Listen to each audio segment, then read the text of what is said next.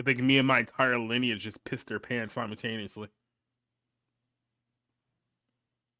Pretty sure all of humanity pissed their pants if they would see that. Oh boy, here we go. This is a warning to all living mortals.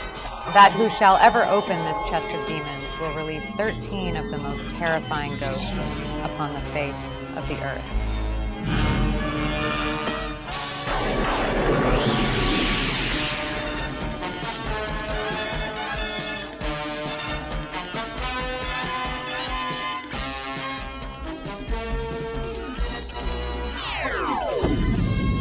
Okay, cut it. This isn't going to work.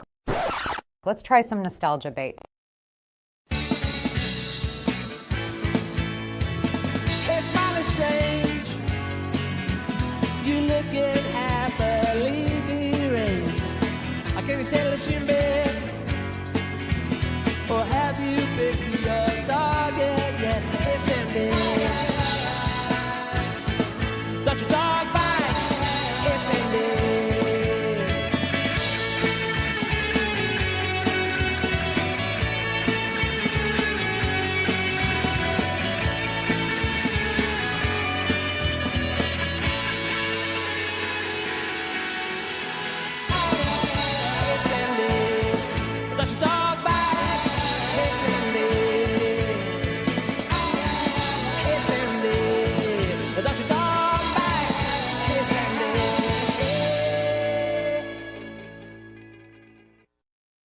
Okay, that was better.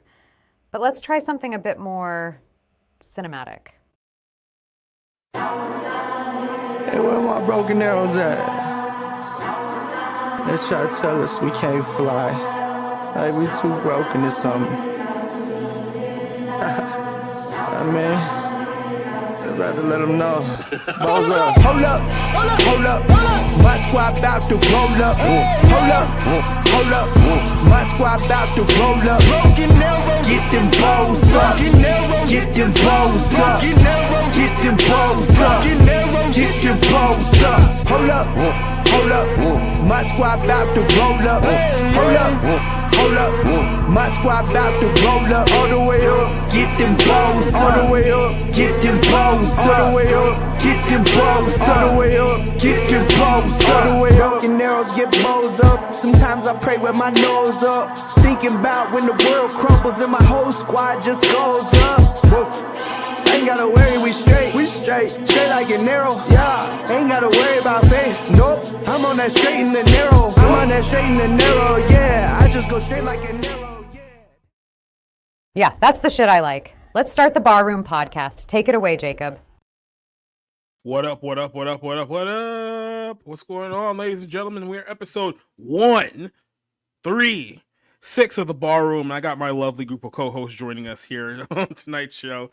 Don't worry about the incoherent rambling that you heard at the very beginning of the show. We just watched a giant dragon nuke an entire city of Japan. Everyone's dead. It's not a single survivor. I think this we saw there. But let's go ahead and introduce everyone. Shit made Hiroshima look tame. Yeah, exactly right. Yeah.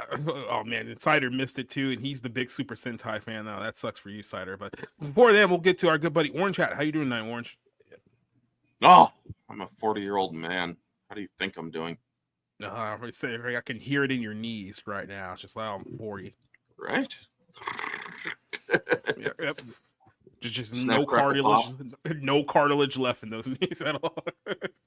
I mean, my left knee's name is Rice. My right knee is named Krispies.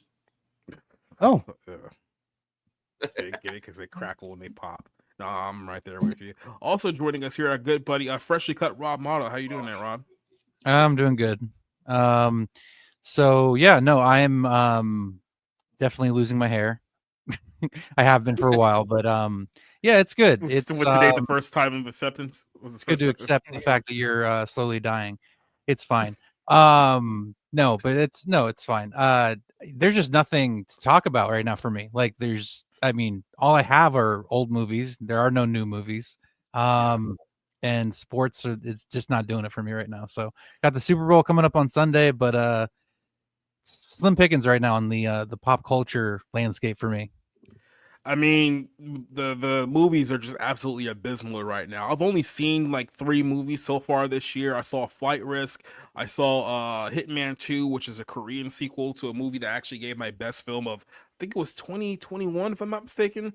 It's actually a pretty decent movie. Then the other one that I saw was the companion movie, which is ironically part of our discussion here later tonight. So I'll tell you more about that one later. But that's been about it. And then the 2 movies coming out this week are not very notable either. So we are off to probably even a worse start to this year than we were last year. And that's saying something, because at least last year kind of gave us like Birdkeeper right off the bat. So it had us something to talk about for the first couple of months, where this one's giving us absolutely nothing at all. And then also joining us here, our good buddy Cider. Hey Cider, remember Die Ranger, right? The Japanese Sentai that the second season of Power Rangers is based off of? Yeah. Mighty Morphin, yeah. Yeah, you remember the giant, like, dragon that came out of the sky and just like nuked the entire city like in one fell swoop? Yeah, in Japan it was called Serpentera. In Power Rangers rather, it was called Serpentera. Serpentera, yeah. And then I think in Japan it was called Dairenju or something like that. No, the monster. The robot. No. In Japan it was called Dairenju, and then here it was called Serpentera. Oh, okay. All right. Yep. I'll take your word for it. I'm not familiar with Die Ranger. I've only seen a bit of it. It's just not my flavor. No. Really? I like the White Ranger from it, and that's because of Tommy. I would argue that Die Ranger is probably the best Super Sentai of them all. I think it's probably higher regarded. I mean, yeah, a lot of people like it, but for me, I like the cheesy, we're gonna save the day with friendship kind of stuff. And Die Ranger really leans into like we're gonna beat some motherfuckers up. That's what we're gonna do. We're gonna punch a dude in the nuts repeatedly. That's what we're gonna do. Masakaku is gonna straight up kick you in the face. Yeah, there's a lot of just blatant murder in Die Ranger, and that's why it didn't get transferred to over into Power Rangers, because it was just way too violent. Well, that and the fact I don't hate that part. I don't hate that and the fact that the Japanese villains were not only face characters, but they were all in like S&M outfits too, which were kind of weird. See, that's not a problem, because Rita and Zed were never together in Sentai. Zed doesn't exist in Sentai, so they can make the villains whoever they want. It's the suits that are the problem. You can't have the suits beating a man's testicles repeatedly with a giant red pole. You can't do that. The kids are gonna get the wrong idea about that. just a ranger. There's like a move. Well, you saw that the Green Ranger. He looks at his hands, he's like, and he grabs this guy's nuts, and the character's like, I'm defeated, and falls over. I give. What right? You can't be teaching kids how to like Power Ranger bag tag their friends. All right, you can't be doing that. They have to explain a bunch of kids just grabbing each other's nuts. Like, no, I'm just trying to do a Power Rangers movie. Tommy did it. I watched Tommy do it on the Power Rangers, Mom. He just grabs his balls and rips it out of his hand. Give him the old dick twist. Kick him in the dick. Remember that whole? You remember that guy? Rob him of his jewels. The dick twist guy. Oh yeah. There was a guy right before him. There was a guy right before him in the UFC where there was a fight going on. It was kind of quiet, and then all of a sudden you just hear a guy yell, "Kick him in the dick!" And then everyone starts laughing, even the fighters. Here we go. I can imagine them both getting ready to freaking fight, and then somebody says, "Kick him in the dick," and they both stop and are like, "The fuck?" Wow. Grab his dick and twist it! Oh my god, dude, this is an MMA fight, dude. Twist that dick! Twist his dick! Twist his dick! There you go. What the hell? What the shit? Yeah, that's a Mortal Kombat finisher right there. Yo, dick twist. This is the one I was talking about. He did, and it's looking like Andrews has done his research as well. I've missed something, Dan, but the crowd are really getting involved here, and both fighters responding. Yeah, just literally turned like a giant MMA fight into like a sitcom. In one day. That should have been that should be a sitcom. My dad, the UFC fighter. And like the drunk next door neighbor yells that because he's his best friend, and he's like, just kick him in the dick, Royce. Kick him in the dick. And this guy goes to a fight. It's like, this place sucks. No one gets kicked in the dick here. It's like, it's illegal. Right, top of his lungs, like a Will Ferrell character from the early 2000s. Hire a prostitute and have her do it to you. Oh yeah, it's like that guy who goes to like one of those like Nutcracker like musicals, and then like 5 minutes in, you just hear somebody in the crowd. You mean they don't speak the entire time? They're just the one. Where's guy the Nutcracking? When's the Nutcracking start? How long is this show? Who's the Nutcracker again? For a show called The Nutcracker, I don't see a lot of people get kicked in the dick around Why here. do they keep dancing? This is gay. Didn't Macaulay Culkin do a Nutcracker movie or some shit? I don't know. He did The Page Master, so I don't know if that counts. No, it doesn't. Love that movie. No. That movie was interesting. Yeah. He's It's an acid trip. He's That's my what it was. kind of guy. Is anyone old enough to remember the Super Nintendo game, Page Master? Yes. I don't have to No. be old enough. The Well, Game I'm Bros old enough played it. to know it, but I never played it. I had it once upon a time. It wasn't that great. It doesn't hold up very well with time. So, also TW is here. How you doing, T? Oh yeah, what's up, man?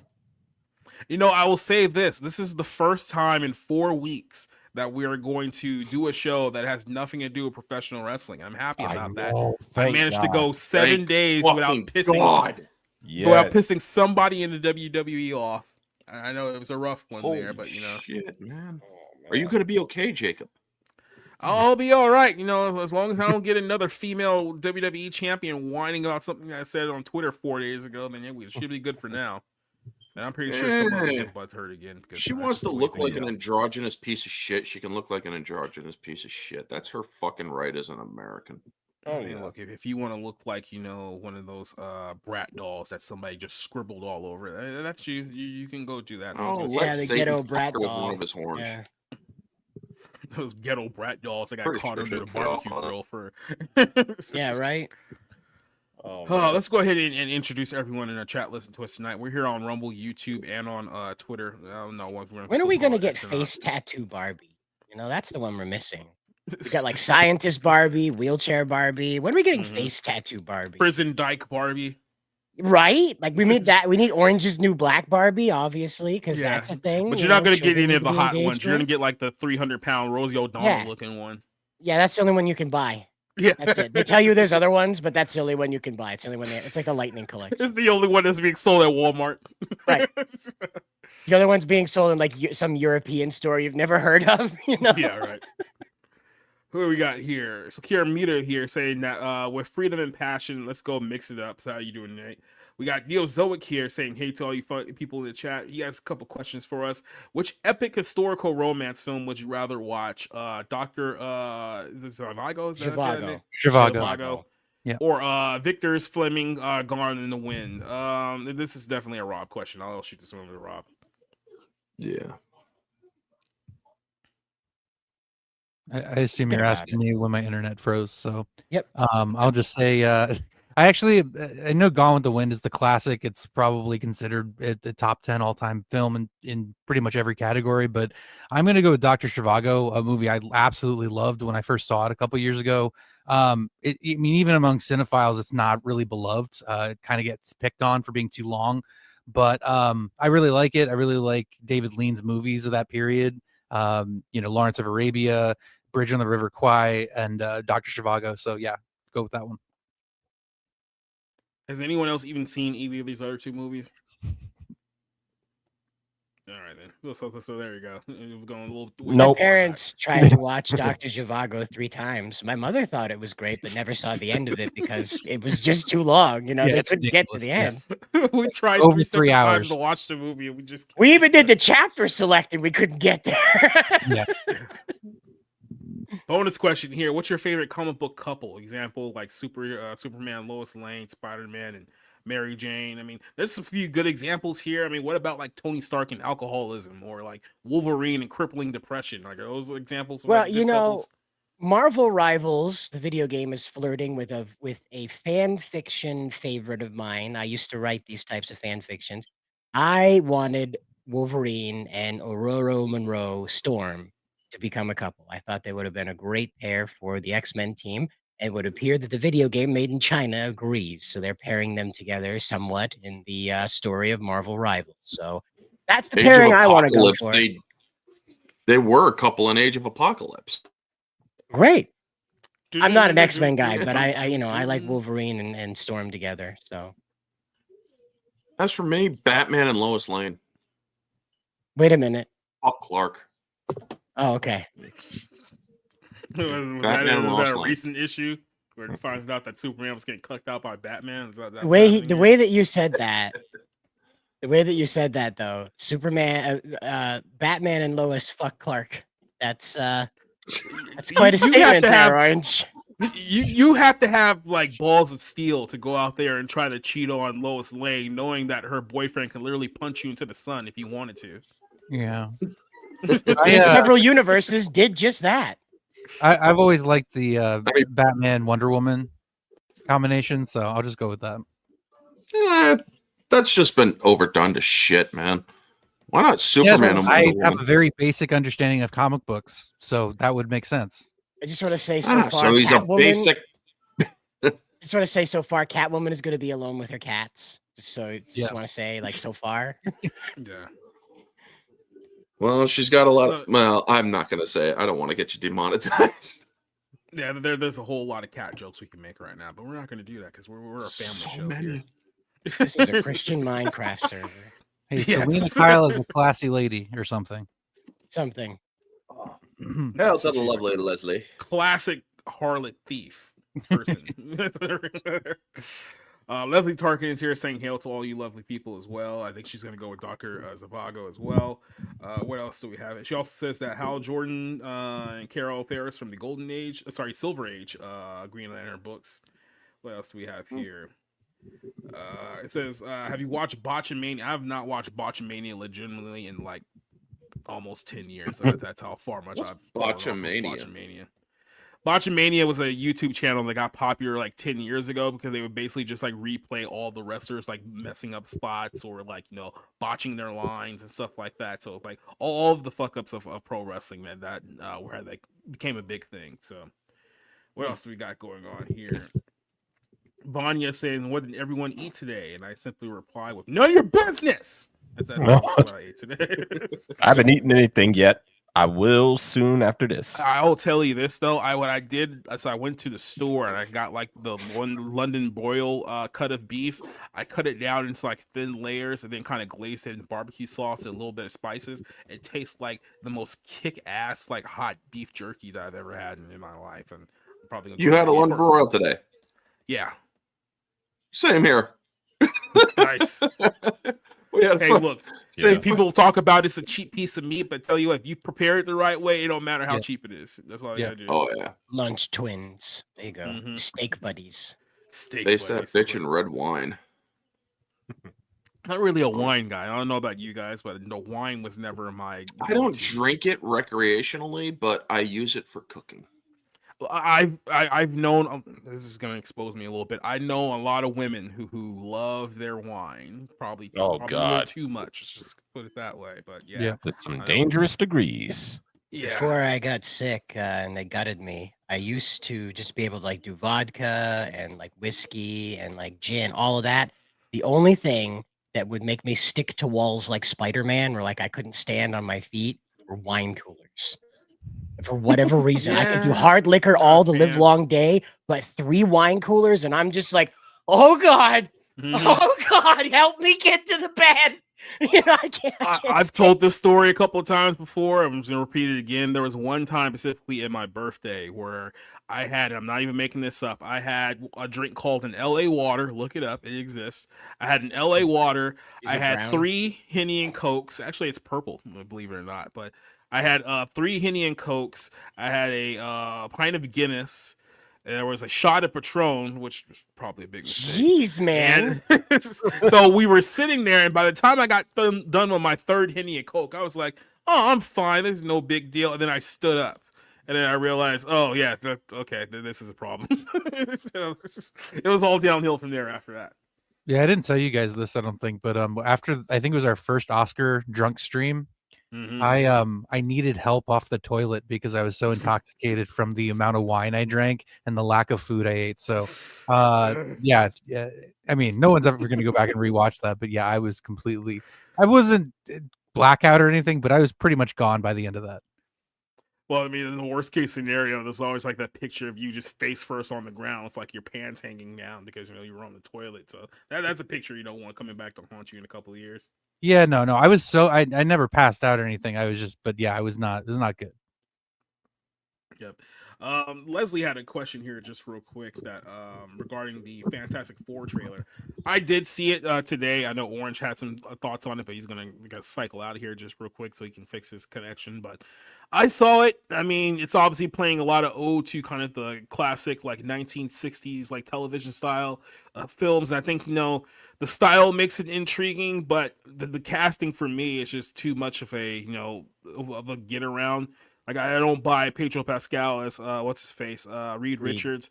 A lot of people are having problems with Vanessa Kirby, maybe just not right for the role. I mean, you comparing her to like, was there Jessica Alba several years earlier? Then yeah, it just doesn't work out. So to me, the casting is the big deal, and I gotta be completely honest with you. I'm just at the point now where I don't think I can get very excited for an MCU film.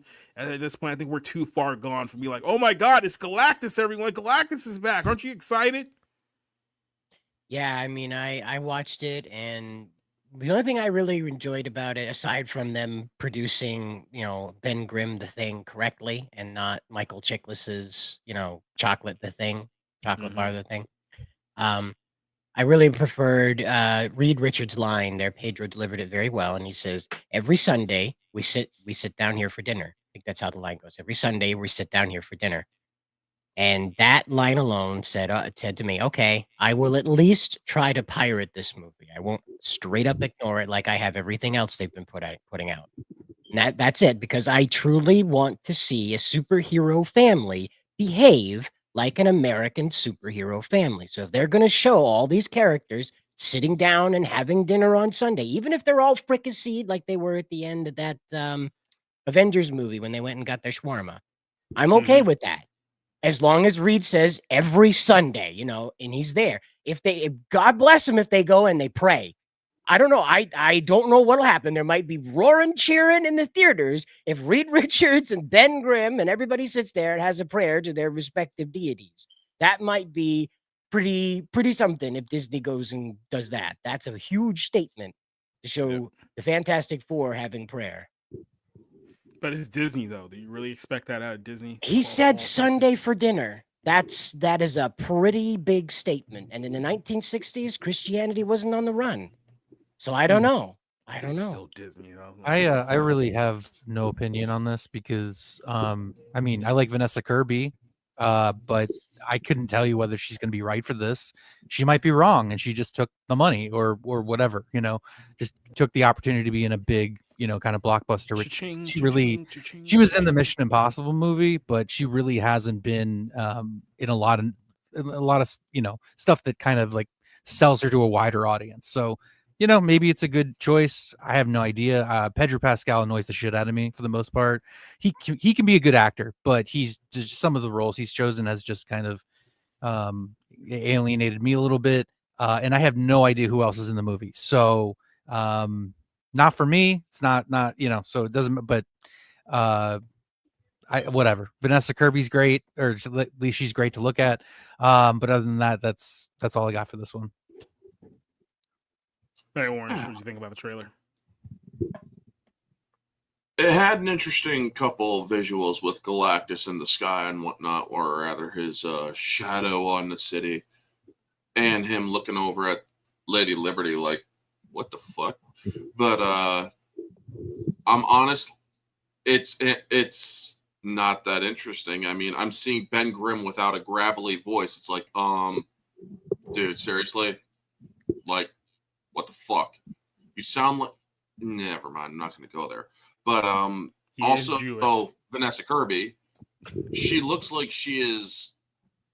I mean, does she smoke or something? Because she looks like she is not young and elfin beautiful. That's the thing. With Sue Storm, you want a very, very beautiful woman playing that character, because that is how she has always been in the comic books. And I'm looking at Vanessa Kirby. No offense to Vanessa Kirby. She is cute in the right light, but they didn't show her in the right light in this in this trailer. And as for Pedro Pascal, I've written that guy off because I'm sorry, dude. you've done and said some stupid shit. And honestly, the double standard that let you get away with it should be ashamed of themselves. Not to mention, this is a Disney product, and well, we all know my stance on Disney products. I'm not a fan of them. By the I've way, written off the confirmed. MCU. Confirmed. Vanessa Kirby is in fact a smoker, and she's my age, and she's a smoker. So, And she looks like she is 5 years older than me. it's not great. It's not great. Aren't Now, you they used to be, Sorry, I'm younger gonna than have me? to just go ahead and disagree there, but that's fine. You know, everyone's entitled to their Man, opinion. I was gonna say this. You know, that used to be my one big like red flag with women, like for like a long time. It's like if you were a smoker, like that was an automatic no go for me. Oh yeah, for sure. So Aerith Green, Pedro's brother is a trans woman, so Pedro's brother is a retard? Got it. Well, we'll talk about trans women later on here in this show. There's a very interesting story regarding trans women. But Or we got you Keith- know. Jeez. Yeah, Keith's on the show here. Banana Rad's also on this show as well. They never got over. Well, we'll talk about that here in just a quick second as well too. Who's here? Yeah, he's 40. He's mentioned it a couple times before. He's old. We get it. Green's joining us here. Lisa Green says that. How are you guys? What else we have here? Maurice Johnson saying, "Hey, society, hope the Chiefs win on Sunday." I mean, I'm not in any way, shape, or form motivated to care about the Super Bowl at this point. So it's like it's a game that's gonna happen and then it's gonna end, and then I'm gonna go back to my regularly scheduled program. I wish I could be excited about pitchers and catchers calling in here soon, but then again, the Dodgers have kind of ruined that for me too. So it's like, you know, I have a lot of, you know, just feeling of complete nothingness as far as sports goes right now. I wanted to talk a little bit about the Luka Doncic trades, but I mean, I know you guys aren't big basketball fans, so I'll save that for another show. But that's hands down one of the dumbest trades I've ever seen in my entire life across the board. Well, it's funny because remember when was it David Stern vetoed the Chris Paul to Lakers trade, and that was nowhere near as bad as this one. I'll just say that. And to not tell anyone, like, did you hear the story that the Utah Jazz, who were the third team involved in this trade, they didn't even know Luka was involved until 30 minutes before it went final. That's how in the dark that everyone was kept about this whole thing. They were in the trade and they had no idea. So there you go, guys. What do you have here? Melfa, yeah, she's an Aussie. Oh, who's an Aussie? You're talking about Vanessa Kirby, or because Vanessa Kirby is British, if I'm mistaken. So I think she's British. I don't think she's Australian. That came up. That comment came up when we were talking about that wrestler that we pissed off. Oh yeah. She's Damn. definitely Australia. Yeah. So. Yo, like, so it was like a car passing, but like I always have this thing. Apparently, like a car passes by and they always have the bass up super just loud as mess, and it's like I feel it in my room just like rumbling and shit. It's like, good lord. Yeah. Good luck with that one, wherever you are. It said, yeah, Pascal's called over half America Yahtzees. I remember that. Yep, he's kind of a bag of douche. But then again, he's also one of these weirdos that has like crippling depression and social anxiety and like all the other things wrong with him. Damn. He's like 50 years old, and I don't think he has like any kids either. And So why it's is like he he's a online?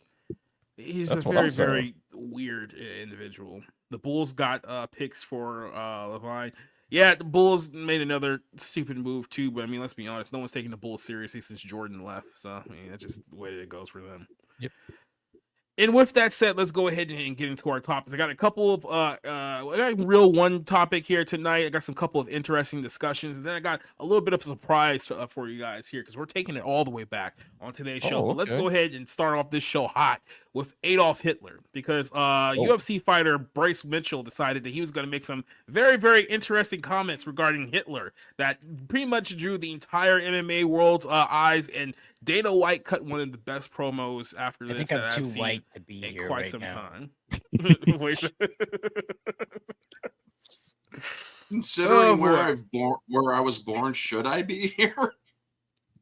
Yeah, there's a lot of uncomfortable whiteness here on the show right now. But let's go ahead and talk about Bryce. Look, Bryce Mitchell is known for saying a whole bunch of wild, wacky stuff. This is nothing new out of his realm. This is a guy that believes in, obviously, flat earth theories. He believes in lizard people and a whole bunch of like other Hitler. crazy things. So him thinking that Hitler was actually a good guy who was just trying to fight off greedy Jews, that shouldn't So really wacky. surprise anyone. Like here's his own words, and here's what got him into trouble last week.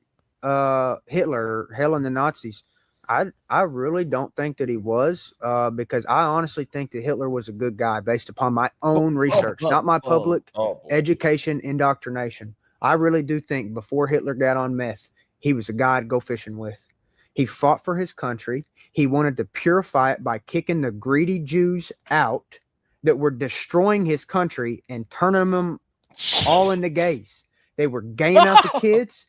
They were queering out the women. They were queering out the dudes. Co-host. They were, you know what her first tranny surgery ever was? His co-host is sitting there right now. It's like there is no way I'm ever going to get another media job after this. Right? Oh now. No. He's looking at. He's got that look at. No. Look at his lips. He's fighting back the smile of, I am going to get so much money out of this. I am going to build a whole new yacht inside of the current yacht that I have. By the way, the podcast here is called Ark Insanity. This was episode 1. This was episode 1. Welcome to episode 1. So Hitler did nothing wrong, guys. That's an amazing way to start off a podcast. Oh, Now that's an episode 1 right there. Yeah. Happened to be in Germany before Hitler took over. You know the books that everybody makes fun of Hitler burning? You know what the books was? Queer books. Hitler burned queer books because Hitler didn't want a bunch of queers destroying his nation. They can't produce children. But what about? So whatever he said afterwards didn't matter. That was the scene that got out there. First of all, the first transgender surgery goes all the way back to Babylon, which happened a little bit before Germany, modern Germany. There's kind of a bit of gap in between there, but I mean, I don't expect him to know that. But here's where it gets really, really good. Dana White was in Saudi Arabia, of all places, doing Power Slap. And of course, someone gives him the Iggy that, hey, your fighter just publicly endorsed Hitler in front of millions of people. So it's like, what are you going to do about this? Now, I think that Dana White's response given to what happened was probably the best thing you can expect at a situation like this, because everyone wanted Bryce Mitchell fired. They wanted him punished, losing sponsors. Well, first of all, he doesn't have any sponsors that he could possibly lose at this point. So the question is the UFC going to punish him based on his comments? Dana White has made it very, very clear he does not go after people based on their free speech, whether he likes what they say is whether he doesn't like what they say. He did not like what Bryce Mitchell had to say, so he went on in an absolute tirade, burying this guy. I'm going to play the full thing, which is just absolutely hilarious. Dana White having the answer for Bryce Mitchell's comments. So before we get started here, let me get some fucking dumb shit out of the way first here. I'm out here, have fun doing Power Slap tonight, and I'm sure you guys heard what Bryce Mitchell said. If you haven't, he said some I've heard a lot of dumb, ignorant shit in my day, but this one's probably the worst. When you talk about Hitler, he was responsible for the death of 6 million Jews, and he tried to completely eliminate a race of people. World War II was the deadliest war in history. 15 million military deaths, 45 million civilians, and 25 million soldiers were killed in World War II. Second of all, Hitler is one of the most disgusting and evil human beings to ever walk the face of the earth, and anyone that even tries to take an opposing position is a moron. That's the problem with the internet and social media. You provide a platform for a lot of dumb, ignorant people. We've obviously reached out to Bryce, and when we read what he said and let him know how we feel about it, we're beyond disgusted. So for those of you that don't know what's going on, good, you're lucky. For those of you that do, that's what I have to say about it.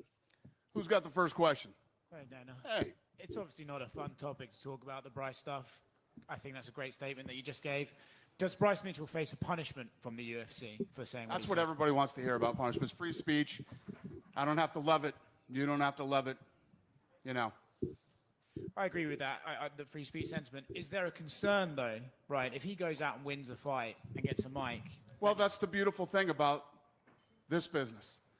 For all of you that hate Bryce Mitchell, you get to see him hopefully get his ass whooped on global television.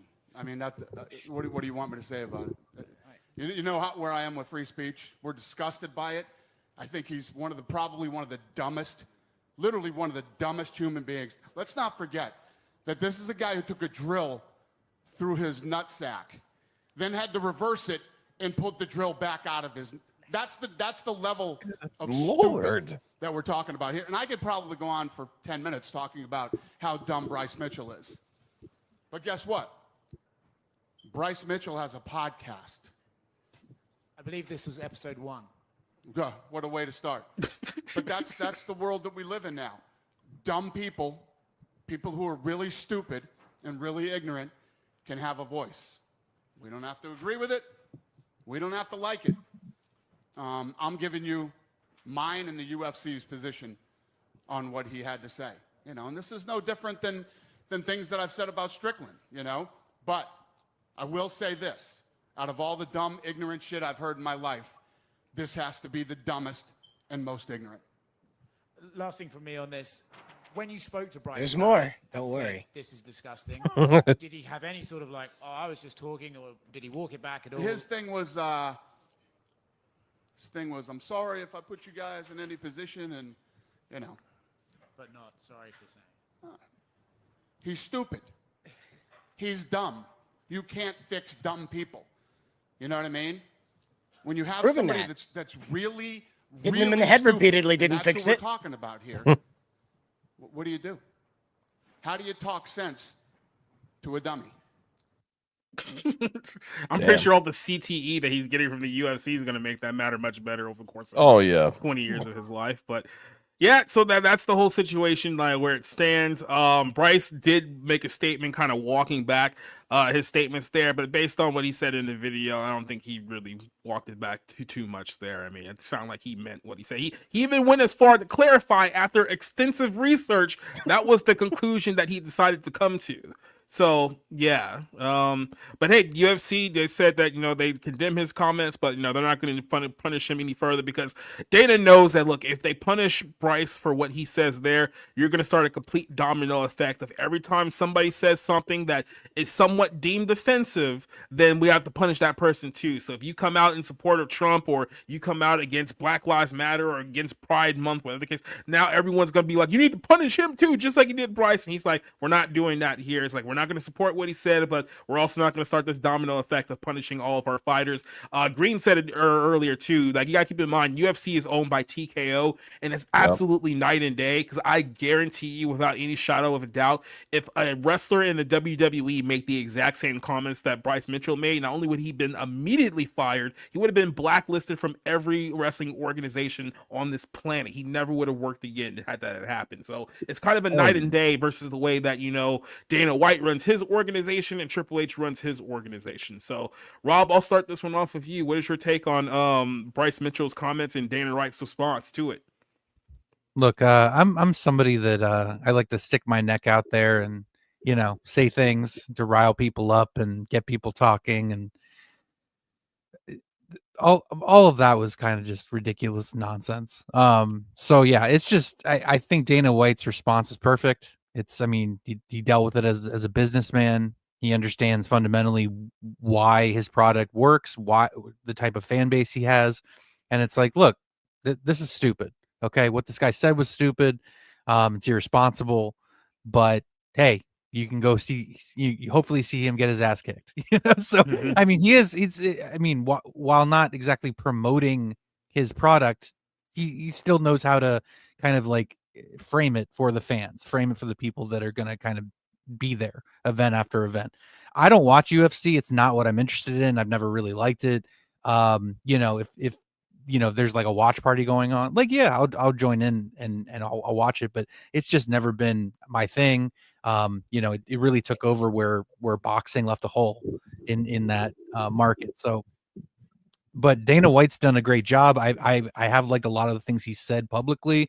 He seems like a straight shooter, which is really hard to find in the business world like that. So, but again, I don't know much about this guy who said all this shit, but you know, and it's, I mean, I've seen stuff like this floating around Twitter. So, I mean, I understand how a stupid person could take something and run with it and, you know, just running off at the mouth. I mean, there are parts of Pennsylvania that have people like this. You know, that's why it gets that name, Pennsyltucky, you know, but it is there are some real rural areas and some real backwards thinking in some parts of this state. And that's, you know, it's true of a lot of different parts of this country. But at the end of the day, it's just like, okay, I don't think you can really say a guy that, you know what I mean, was involved in the Holocaust is a good guy, regardless of, you know, if you have a difference of opinion on certain details. I'll put it that way. So yeah, it's good response by Dana White. And I'm just gonna leave it there. Yep. Yeah, keep in mind, if you guys remember the story of Jackson Ryder, because people have mentioned it in the chat, Jackson Riker was part of a group called the Forgotten Sons. They were kind of like, you know, this pseudo military group, because, you know, the guys in there had actually served like in the military before. And if you recall, during the Summer of Love in 2020, I think it was right after, you know, those people in DC set fire to the church that was like right across the street from the White House. Trump went out there, did his little like press conference photo op outside the building and whatnot. And Jackson put out a post that was very supportive of Trump, which angered a lot of people in the WWE locker room. The New Day, who they were going to work a program with, they outright refused to work with him anymore. They got a lot of heat from people in the locker room. Two of those guys basically got released shortly afterwards. They kept Jackson a little bit longer because they didn't want to make it seem like that, oh, we're going to basically fire and cancel a legitimate Army veteran who actually served his country in the Iraq War, because a bunch of snowflakes in the locker room got upset. But lo and behold, about a year later, they ended up getting rid of him too. So, and then of course they didn't. He hasn't really worked anywhere since then. So that's just kind of where it is. Orange Hat, what is your thoughts on the whole situation here? Well, my thoughts. Can you all hear me? Because it sounds we can hear it's you. looking like there's issues. Okay. We hear you. First off, I was born in Germany. I've gone through the whole growing up being bullied about that too. When it comes to Hitler, the man is evil. There's no denying that. When it comes to the Nazis, they were evil. No denying that. When it comes to this UFC fighter sympathizing with Hitler and having this rather ignorant take, there's no denying that this dude has been hit in the head one too many times. As far as all of the stuff that I have read about Hitler, there's only two positive things that I could ever say about the man. One, he was a good painter. And two, if it wasn't for the Nazis, we wouldn't have the Surgeon General's warnings on cigarettes. So, those are the only two positive things that can ever be said about that very evil, very dark individual. Not even their fashion sense? No. Their fashion sense is pure shit. But other than that, this dude, hey, that's the thing about America. First Amendment, you are allowed to say whatever the heck you want unless you are doing a call to action of harm, which is a violation of law. The First Amendment protects all speech, including hate speech, or what people call hate speech. And it also, as disgusting as it is, protects P blank DO speech. It protects that as well, unfortunately. But the thing is, the First Amendment is an absolute amendment, and it can't be infringed. These people are allowed to say whatever the heck they want. Thing is, you don't have to like it.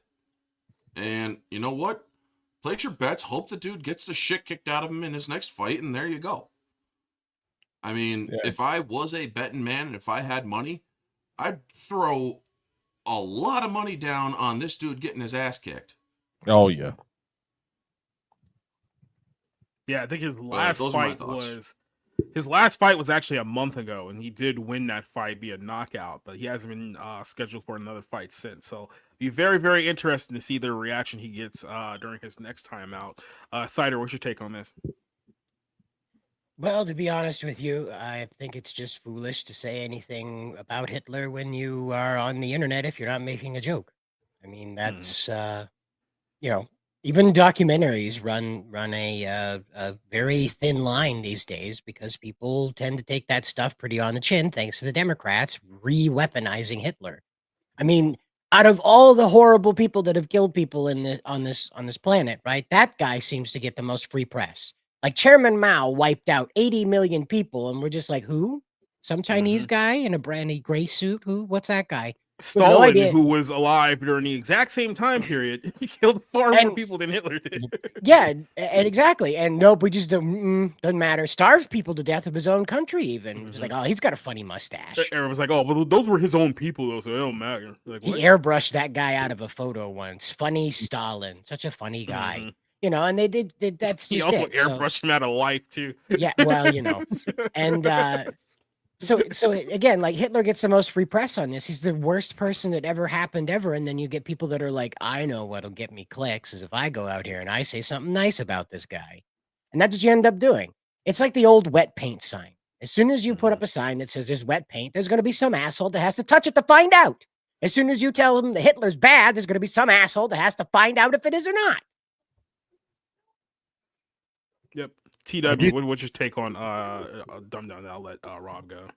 Yeah, it's like Orange had said, the First Amendment, it does protect free speech, and apparently it also protects stupid speech, because and it's so weird because before I even get into this, I gotta say I love the way that the UFC is handling this. By the way, if someone says something stupid, let's not punish them. Instead, let's still make you people pay to see this guy, but see this guy hopefully get his ass kicked. That's what I think people should do instead of just seeing it as, oh, it's gonna be a PR nightmare, let's just fire him. Or I'm like, then what good does that do? And you have to like completely do things like from scratch, like after you already had it planned. But yeah, basically what I was also going to say about that is I've been noticing a very large influx of idiots that have been saying that kind of rhetoric.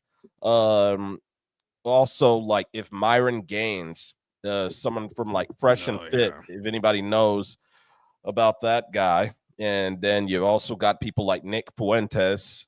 It's just like it's a lot of idiots that are just coming out the gate with that. It was like, and then of course you got Kanye West. It's like it always seems like every few years people will go back to like something and say, you know what, this wasn't so bad at all. I guess now it's a trend to say, you know what, Hitler wasn't a bad guy at all.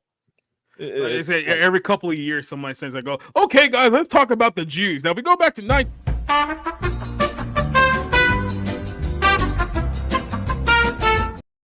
and then here we are. That's usually how it goes. Yeah, exactly.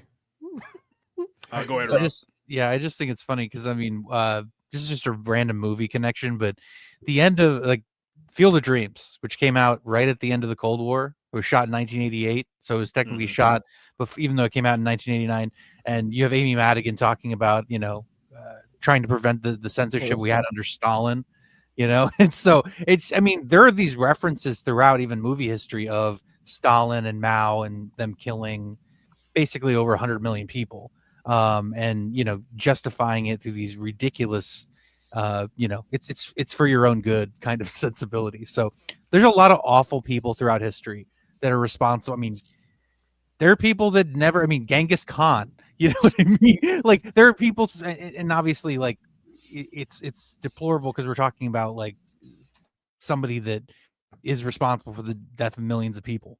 So I love the First Amendment. Okay. You will never find somebody who loves the First Amendment, will defend it to, you know, whatever ends that I will, but yes, the counterpoint of it is everybody gets to say whatever they want, and that means we get. But here's the good thing: we get to take what they said and criticize them with it, and say you're a dumb fucking idiot. And that's the beautiful thing about freedom, is it allows us to reflect, it allows us to grow, it allows us to move forward, and say these are stupid, bad ideas, and I metaphorically wrap that person on the head with a stick. But he'll get his ass kicked, or or whatever. But like, he's not going to learn. He's not going to be like, oh yeah, I'm going to grow from this. And that's the fear is that they're going to put him up against someone, he's going to win, then he's going to get a live mic and then go even deeper into his Hitler talk. Oh God, it's like I almost wonder how long it'll be before like people in a few years go back. Well, yeah, I wonder how long it'll be before people start saying, maybe Charles Manson had the right idea. There's people who already do that. There was people who were doing that for several years. They had the shirts.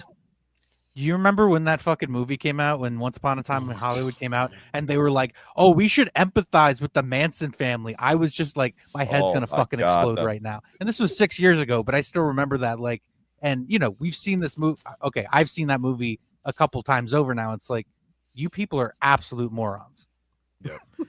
So here's the thing, right? I mean, as you can see here, especially from people in kind of the right-wing sphere, the like I said, a whole bunch of people, there is a rising case of anti-Semitism that is growing very rapidly among these people. And of course, their whole thing comes to the Jews, right? There's a lot of people out there who are making enemies of the Jews right now. Candace Owens is one. Myron Gaines, you mentioned him earlier. Dan Bilzerian is another guy. There's a whole bunch of other people who have made like the Jews like their target. Jake Shields is another one.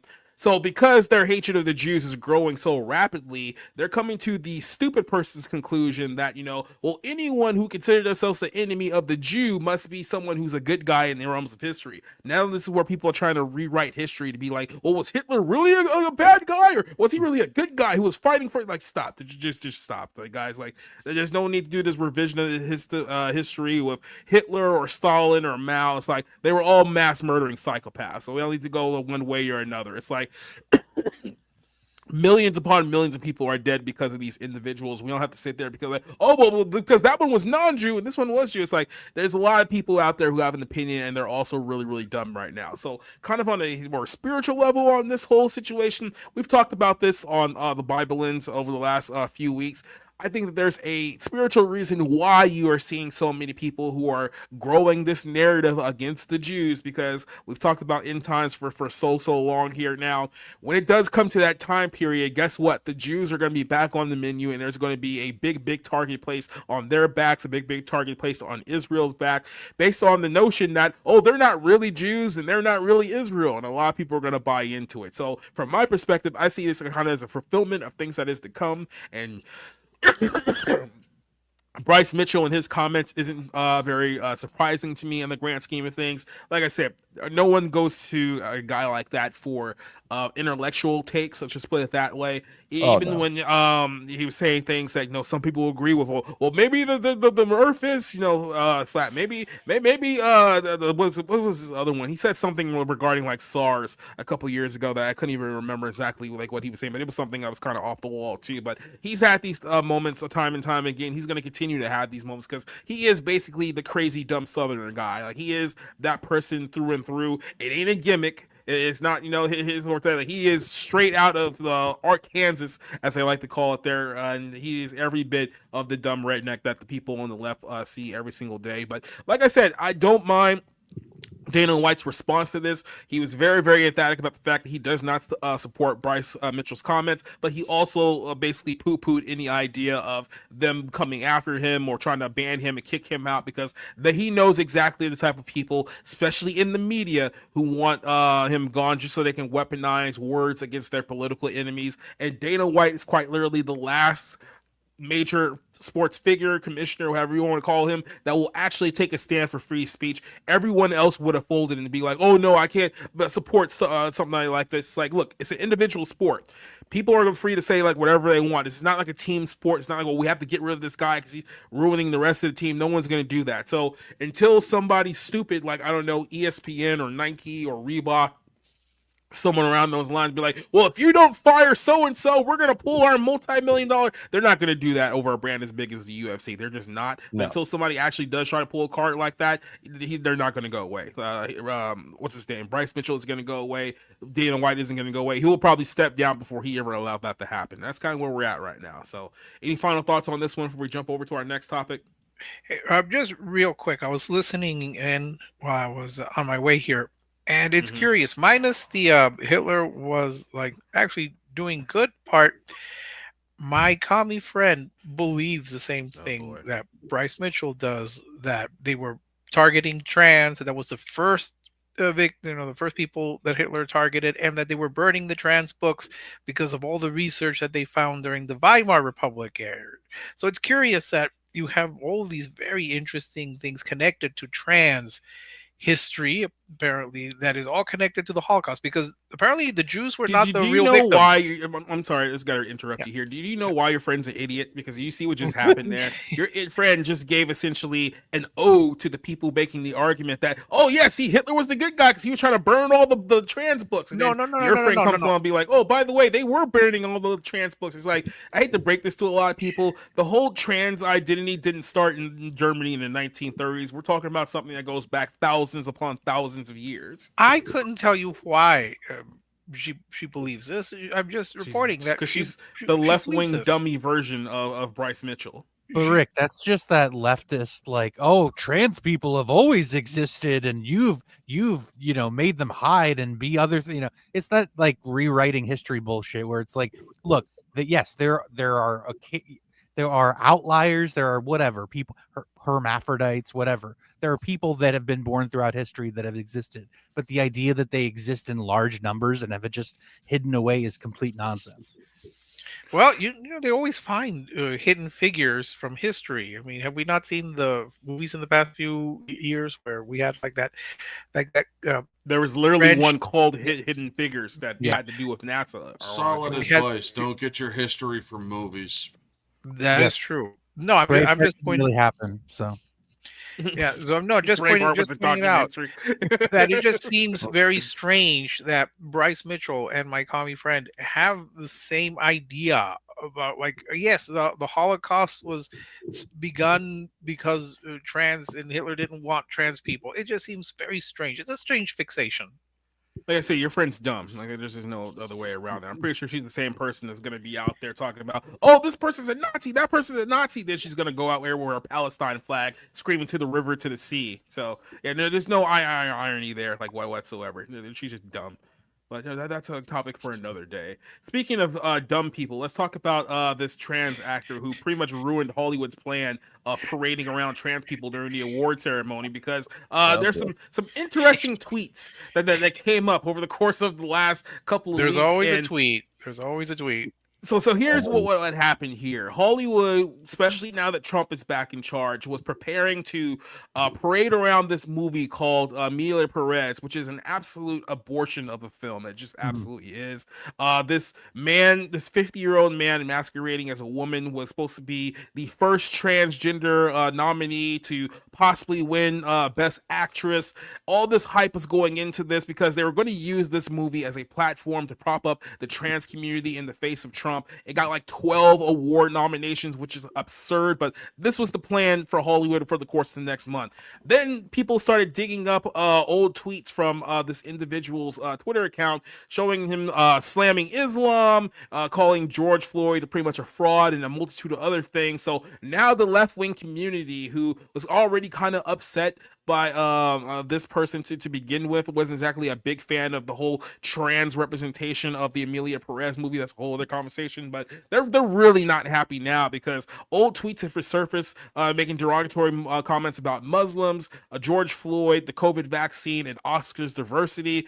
Keep in mind, I believe this person is from Spain, if I'm not mistaken. Is it Spain? Originally, Yes. Karla Sofía Yes. Gascón is yeah, it's one of those Spanish countries that No, we it's don't talk Spain. about. It's Spain. Spain. Okay. Yeah, so that makes a lot more sense. I don't know if you guys know this, but Spanish people are very, very racist. Like, if you think Americans are bad, you go to Franco was go to framed. Madrid. How dare you? Franco was framed. Yeah, if you think American racism is bad, why don't you spend a couple of weeks in Madrid and then see how socially acceptable they are over there? But there's a number of tweets here that got dug up. A new attack on France, beheading in Nice, one of those retarded followers of Allah. How many times we have to expel these madmen from Europe till we realize that their religion is incompatible with Western values? Do not learn.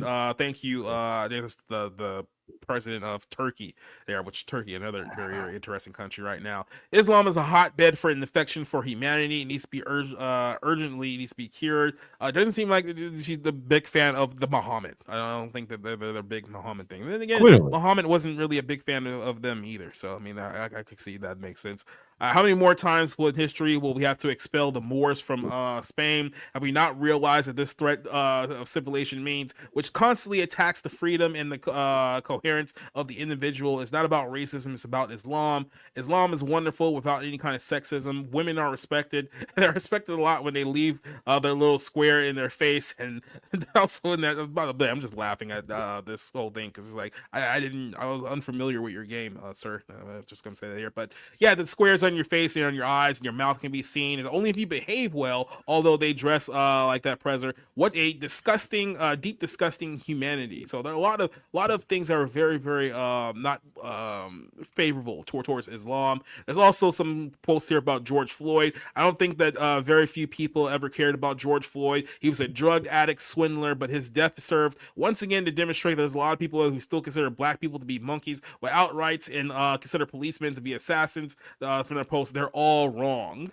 COVID vaccine says the Chinese vaccine, apart from the mandatory chip, comes with 2 spring rolls and a cat moves its hand, 2 plastic flowers, a pop-up lantern, 3 telephone poles, €1 for your first control. So this person sounded pretty based here a couple of years ago until decided that just couldn't deal with with having a penis or something like that. Maybe that was part of the problem here. Then of course the diversity from the Oscars a couple of years ago. Was that the Parasite year or was that after the Parasite year? I can't recall. I think it's after.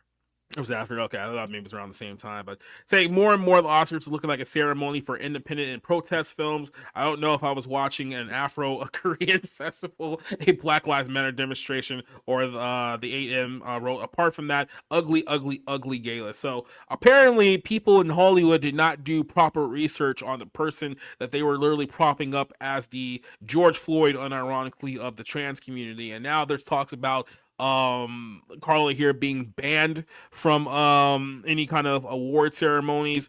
Basically, her PR firm is no longer allowing Karla to show up to these events. If she wants to go, she has to pay her own tab here. So that's the way that we're going with this whole thing. It's like you pay your own way of getting to these events because we're not with you anymore. And now the big question here is that are they still going to make Karla the first trans award winner so that he can go out there and do the speech about trans people, blah blah blah, Trump blah blah blah? Like, are they going to stick with the script, or are they going to basically pull a Jonathan Majors and recast the role? That's going to happen here. So that's the big question going on with Hollywood at the moment. I will swing this one over to you, Rick, because you have been very, very adamant about this film being a bunch of dog duty, which I think everyone could agree with. But do you think that these comments has hurt Mr., Mrs.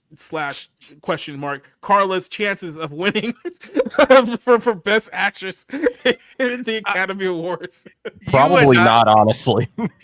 You and I, Jacob, have had very firm disagreements on this. You have been adamant that it's going to sweep, that's going to win all 12 categories. It has 13 nominations, but 2 of those are for original song. So technically it has 13 nominations, but in 12 categories. You have always insisted that it's going to sweep. I said it would not sweep. The most that it would win, the most I pictured were 3. International film. To be fair, I said before. I said before that this film was probably going to dominate like Shaq on the Lakers back in the day. No. because that was my direct words. It never was. It never was. Like I said, just 3. I picked 3: supporting actress, international film, and original song, all which were terrible. Each of those categories, and none of the categories, it does not deserve to be in any category because it should be dominating the Razzies. As for the chances of Gascon winning, they were at like 1. Excuse me. They were at 1 at the most. Gascon was never a front runner in that category. It was always Demi Moore who was the front runner, but now she's facing a very serious threat from the woman that Gascon criticized, which was Fernanda Torres in I'm Still Here. And that's the trigger. That's what we need to remember. If Gascon had pretty much kept quiet about her competition, the fans, the hardcore Fernanda Torres fans, and Brazil, who loves Fernanda Torres and who loves her mother, Fernanda Montenegro, who also got nominated for Best Actress. She has a very passionate fan base. So if she had not said anything, or if Gascon had not said anything, no one would have bothered. She started criticizing her team, the Torres' team, and the Brazilians took offense, and they started digging up all these old tweets and all these old comments, and now it's just kind of exploded in Gascon's face. Curiously enough, I understand that Gascon also made a comment about Hitler. Apparently, he was just asking questions about the Jews. What is it with these people and Hitler? All of them. I mean, again, I tell you, it's Spain. A lot of weird things go on in Spain. Hey, there, just a they weren't far away from Italy, by the way. Not to get into trouble or anything, but newsflash: there's a very high concentration of Jews in Hollywood. That is all. So maybe don't. Interesting choice of words there, concentration. But keep going. Could be, but I do that all the time. I literally do shit like that all the time. I don't even realize I'm saying, and then fucking A. But, anyway, the thing is, I mean, for all the Jewish, quote unquote, Jewish domination of Hollywood, Israel has never won international film.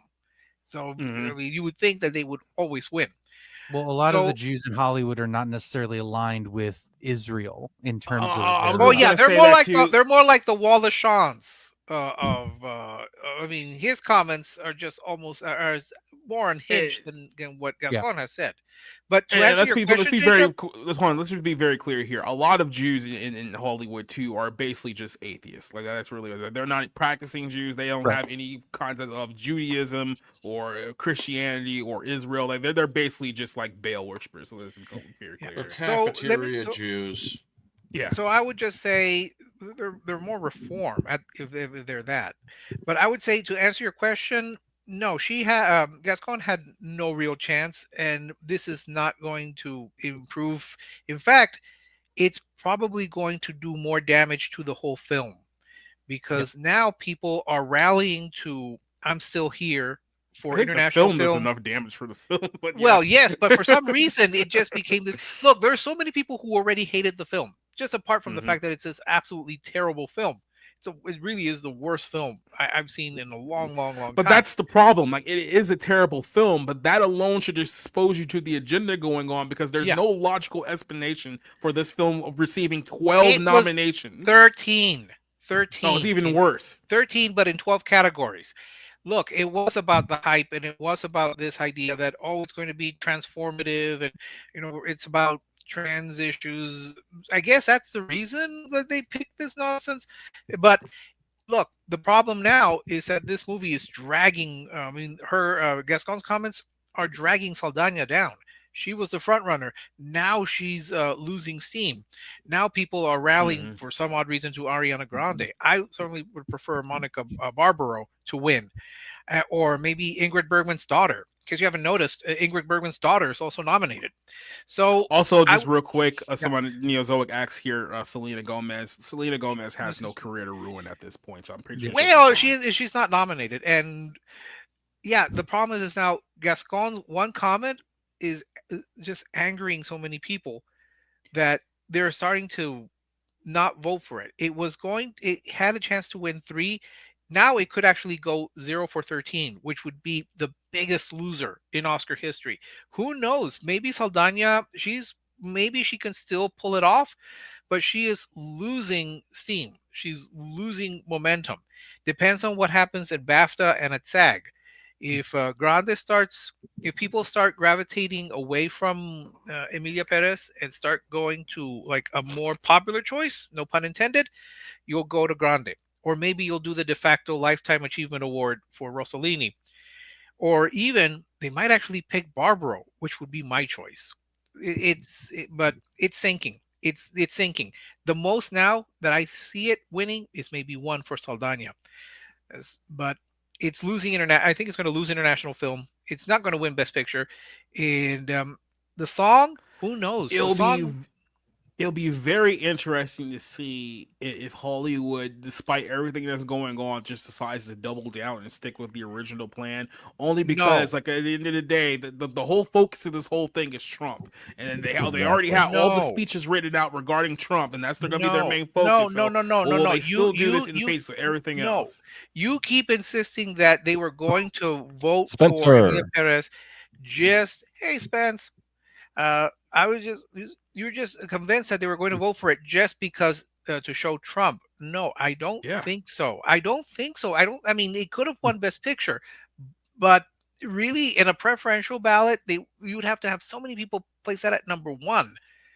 I doubt it. There are other films. People still love Conclave. All I will say here is people are this, rallying is around that- a complete unknown. I'm just saying, Jacob, that your idea that it was guaranteed to win all of these awards so they could stick it to Trump, I think you're wrong.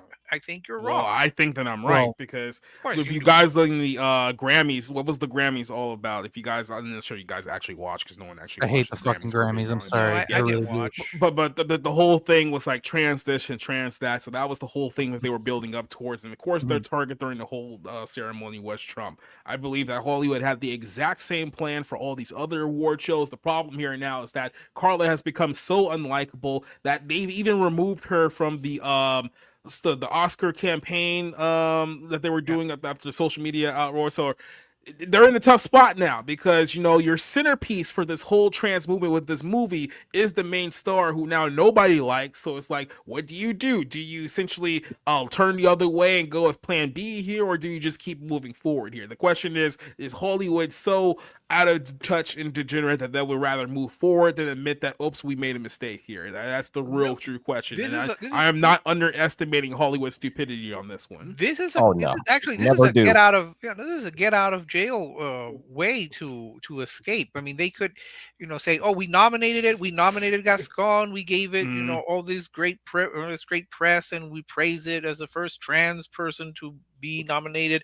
But hey, now we have a way to vote for something other than this, so we can say, oh, well, we actually went for quality this year instead of. Yes, you took away a woman's opportunity to compete with other women in a category where you nominated a man. You stupid fucking navel gazing idiots. Okay.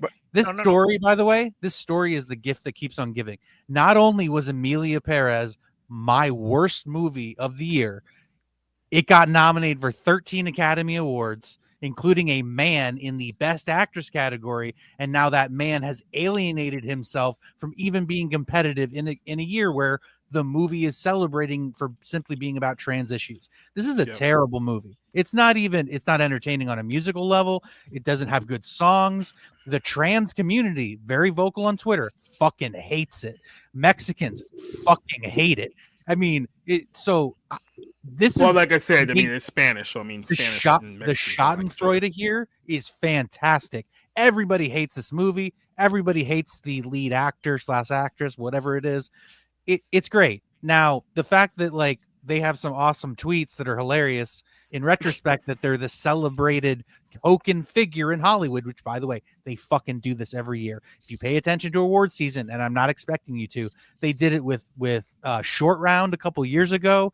They did it with the people who can't even speak. I'm trying to think of the specific movie. They did it with that African guy on Mr. Phillips. Like they do it in these weird ways where it's like Mr. you never see or hear from these people again. Okay, and whatever. We're gonna make Is it ourselves Captain feel Phillips good. is the movie you were talking Oh, about? remember the deaf actor who won for fucking Troy Kutzar. Yeah, they do this every year. They do it every year. We're never going to hear about this person again, ever. And look, real I quick, think that ultimately Mikey Madison is the favorite. I think you have what's her face from The Brutalist she might win, Felicity Jones. Felicity Jones. And I think Demi Moore, it was nice to get her a nomination, but I don't think she's a serious contender for Best Actress. Well, no, I think she is a serious contender. Oh, okay. It's now Fernanda Torres who's gaining on her. Ironically enough, thanks to this whole brouhaha and the fact that it also got nominated for Best Picture. So people who are going to want to rank their Best Pictures are going to watch her performance in it. And so she might actually win. Torres has a good shot. I think I think she still has she still could win. She still could win. It's Demi Moore. Well, real quick, I want to get to a couple other guys on here. Then Dove had brought up a good point. Is like they could do their plan B could just be okay. Well, the whole trans movie failed miserably, so let's just go to the trans Pope movie. I have nothing to offer this conversation, so don't worry about me. I don't know who these people are, why they're doing it. I don't care. But see, Jacob, if that narrative were true about sticking it to Trump, then Jeremy Strong would be the front runner right now. Yeah. He's not going to win at all. And Sebastian Stan as well. By the way, if you want to bet money on one pick, put it on Kieran Culkin to win Best Supporting Actor. He's a shoo-in. Possibly. I don't know. Edward Norton is also starting to gain. Yeah, I would vote for Edward Norton, but yeah. I would too. I would too. And he was a commie, just for the record. Pete Seeger. Yeah, that's obvious. From well, Orange and Cider are waving this one off probably because their thoughts can't be said here on YouTube. Oh, yeah. So, I want to give thoughts. Oh, go ahead, Orange. First off, I don't care about the Oscars or any of the Academy or any of that shit. I'm boycotting them out of principle. But this person was banging on about George Floyd. The guy was a hustler. And would have been dead even if Chauvin didn't put his knee on his back. So, yeah.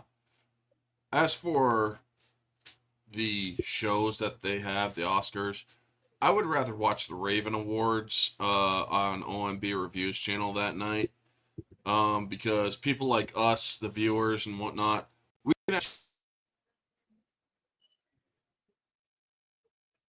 if you follow OMB Reviews on X, you can fill out the forms and whatnot. You got till the end of the month, but yeah. I would rather watch the Raven Awards than watch a Hollywood circle jerk, because that's all it is right now. They are so irrelevant that they have to go on stage and basically Jack and Jill each other off. That's all it is.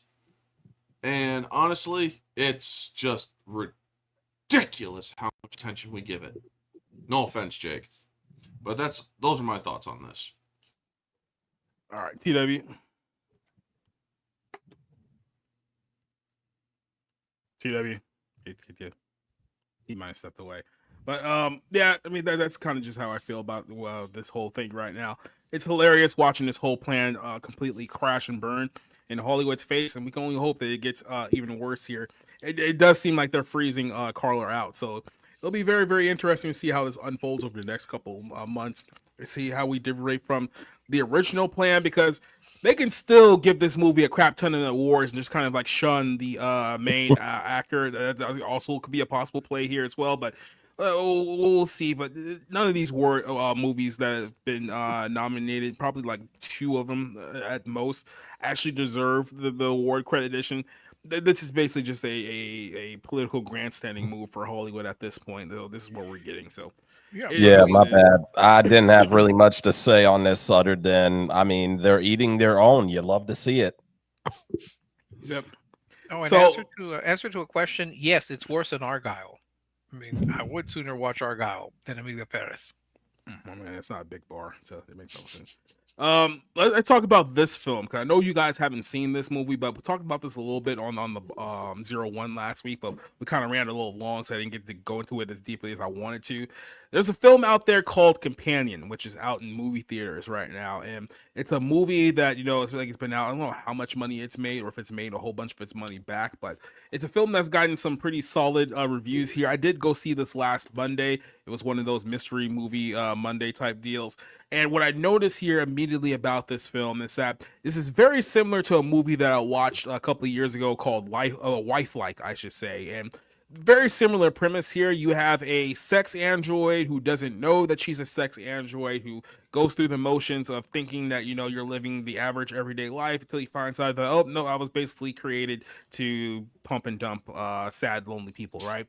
And look, over the whole like idea of a fantasy about a guy obtaining a super realistic female robot that he can do whatever he wants with, and his whole job is to please him. That's not really like anything that's new. Like, it's not a new concept. It's been around for quite literally since, I guess you could say, the beginning of sci-fi movies. For the most part, it's been around like forever. But over the last couple of years specifically, I've noticed an increase of movies where I guess feminists have essentially taken over the male fantasy of sex androids and kind of feminized it to the point where now it's all about female sex android liberation. And of course, liberation in their minds always comes back to the robot has to kill the person who is his owner or their owner or some sense like that, right? So in this film here, I think her name is Sophie Thatcher is in the movie. I think she's the same chick from Heretic, which is a film that I reviewed late last year as well. And she's in the movie with Jack Lloyd. Essentially what happens here is that she thinks she's a real person. Turns out that Jack's character manipulated the whole thing, set her up to kill some guy so that they could steal a bunch of his money, but then she escapes, so now the whole thing becomes about them hunting her. So part of her liberation process, now that she's aware that she's the android, is like gaining more intelligence and increasing her intelligence, like very, very not so subtle stuff that goes on here in this movie as well. But the key takeaway here is that it's all about freedom, and freedom only comes in the commie way of killing the oppressor, which means that Jack has to die, and he gets killed very, very brutally, right? And the whole film is basically trying to justify that end kill, be like, oh yeah, no, he totally deserved what happened to him later on in the movie.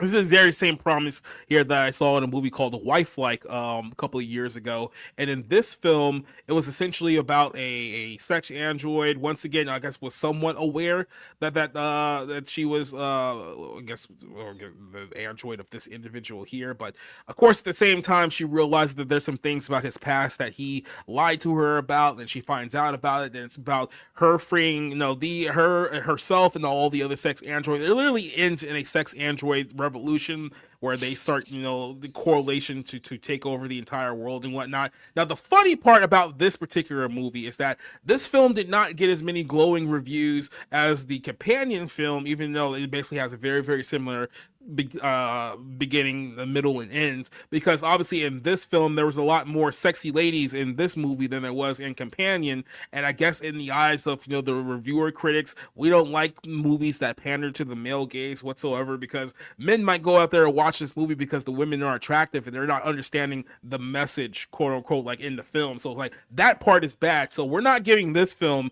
glowing reviews, even though it's basically premisely the exact same movie as the Companion movie. So there's two things going on here, and Hollywood seems to be going up against this over and over again. I think we might talk about this a little bit with that film Megan that came out last year, which for some reason turned into like an LGBTQ icon movie, which I don't know how you swung that in the film called Megan. There was a lot of it makes no sense.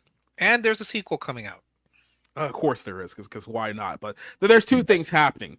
Hollywood, I think we've even mentioned this with wrestling. We've talked about this before. I know TW and I have talked about this. There used to be a time period in this country where the 18 to 34 male demographic was like the bread and butter for advertisers, right? It was the bread and butter for, TV shows, movies, advertisements. Everything you saw on television was aimed towards, those 18 to 34 men out there, those college age to like late 30-year-old men. So you saw like a lot of like GoDaddy commercials, and everyone remembers like the old Carl's Jr. commercials from 20 years ago. That's if you live in a place that has Carl's Jr. You probably knew that as well. But everything was about playing up to sex appeal, because we knew that men, specifically in that age demographic, like that stuff. That's what sold. Even pro wrestling used to do that back in the time.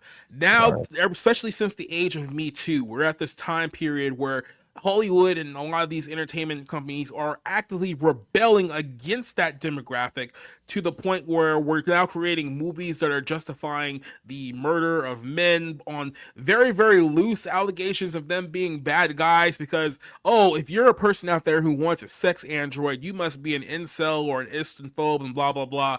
And the only reason why you would want something like that is because you can't handle a strong woman, and all this, this peer projection, by the way. I mean, you guys have heard this rigmarole time and time again. So on one hand, they're trying as hard as to flip what was a male fantasy into a feminist fantasy, which nobody wants, by the way. No one actually wants that at all. And then secondly, they're going so far to repel anything that could be conceived as attractive to any kind of straight men out there, at least a heterosexual man. If you're a homosexual male, they'll pound to you all day. But if you actually like beautiful women, it's like there's something must be wrong with you.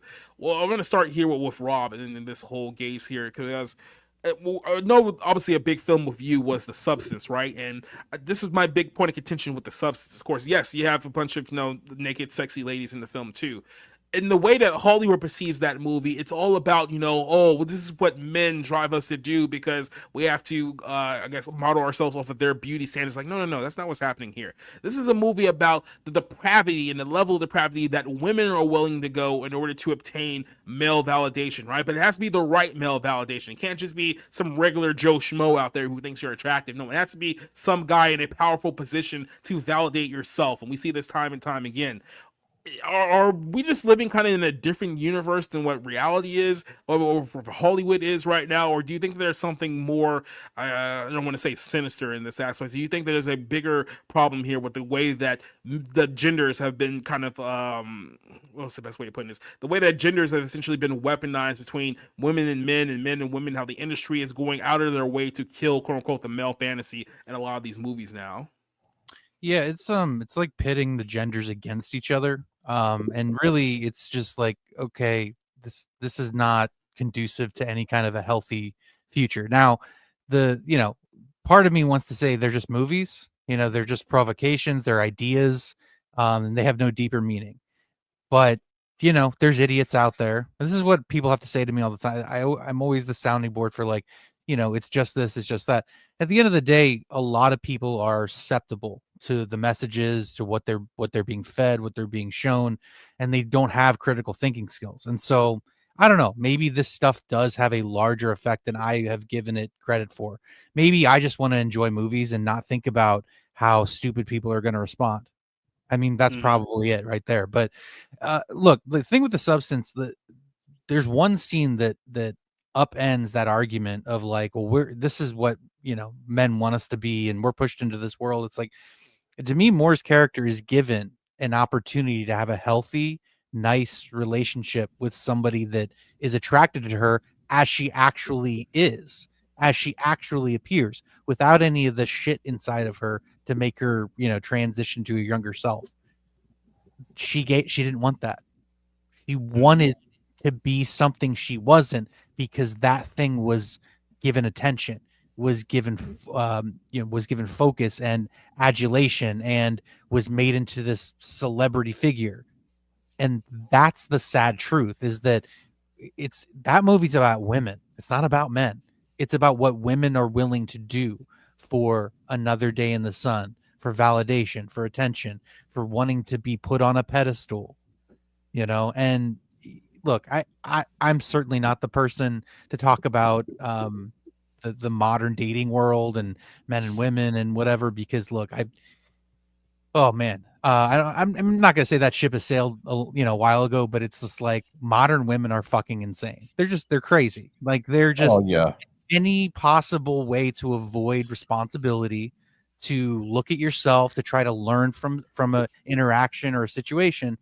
It's just nothing is there. It's just pure narcissism. So whatever. Substance is a great movie because it's critical of women and it's mean and it's nasty and it's ugly and grotesque, and it's coming apart at the seams by the end.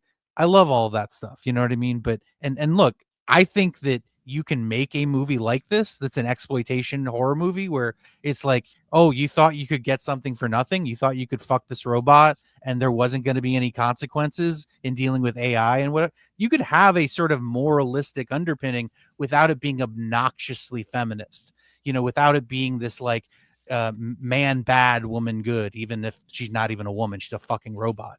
I mean, that's the whole thing, is like, I haven't seen this movie, but I am more or less interested in to see if they're just like, okay, well, this is just a killer robot coming after this dude, and like he has to deal with it now. Like, that's fine to me as a premise. That's just like what the horror movie is. But again, I haven't seen it. Emily, is that the movie? Okay, With which one? Because I'm trying to think. Brian Williams' daughter was in it, right? It wasn't Emily. Oh, Megan. Megan, thank you. Yeah, Emily. Megan. That whole movie was about like motherhood for me, which was like, you can't, you were sort of avoiding the elephant in the room, and whatever. But so and look, Lee Winnell, the guy that did the Invisible Man movie that came out, I forget, like 5-6 years ago.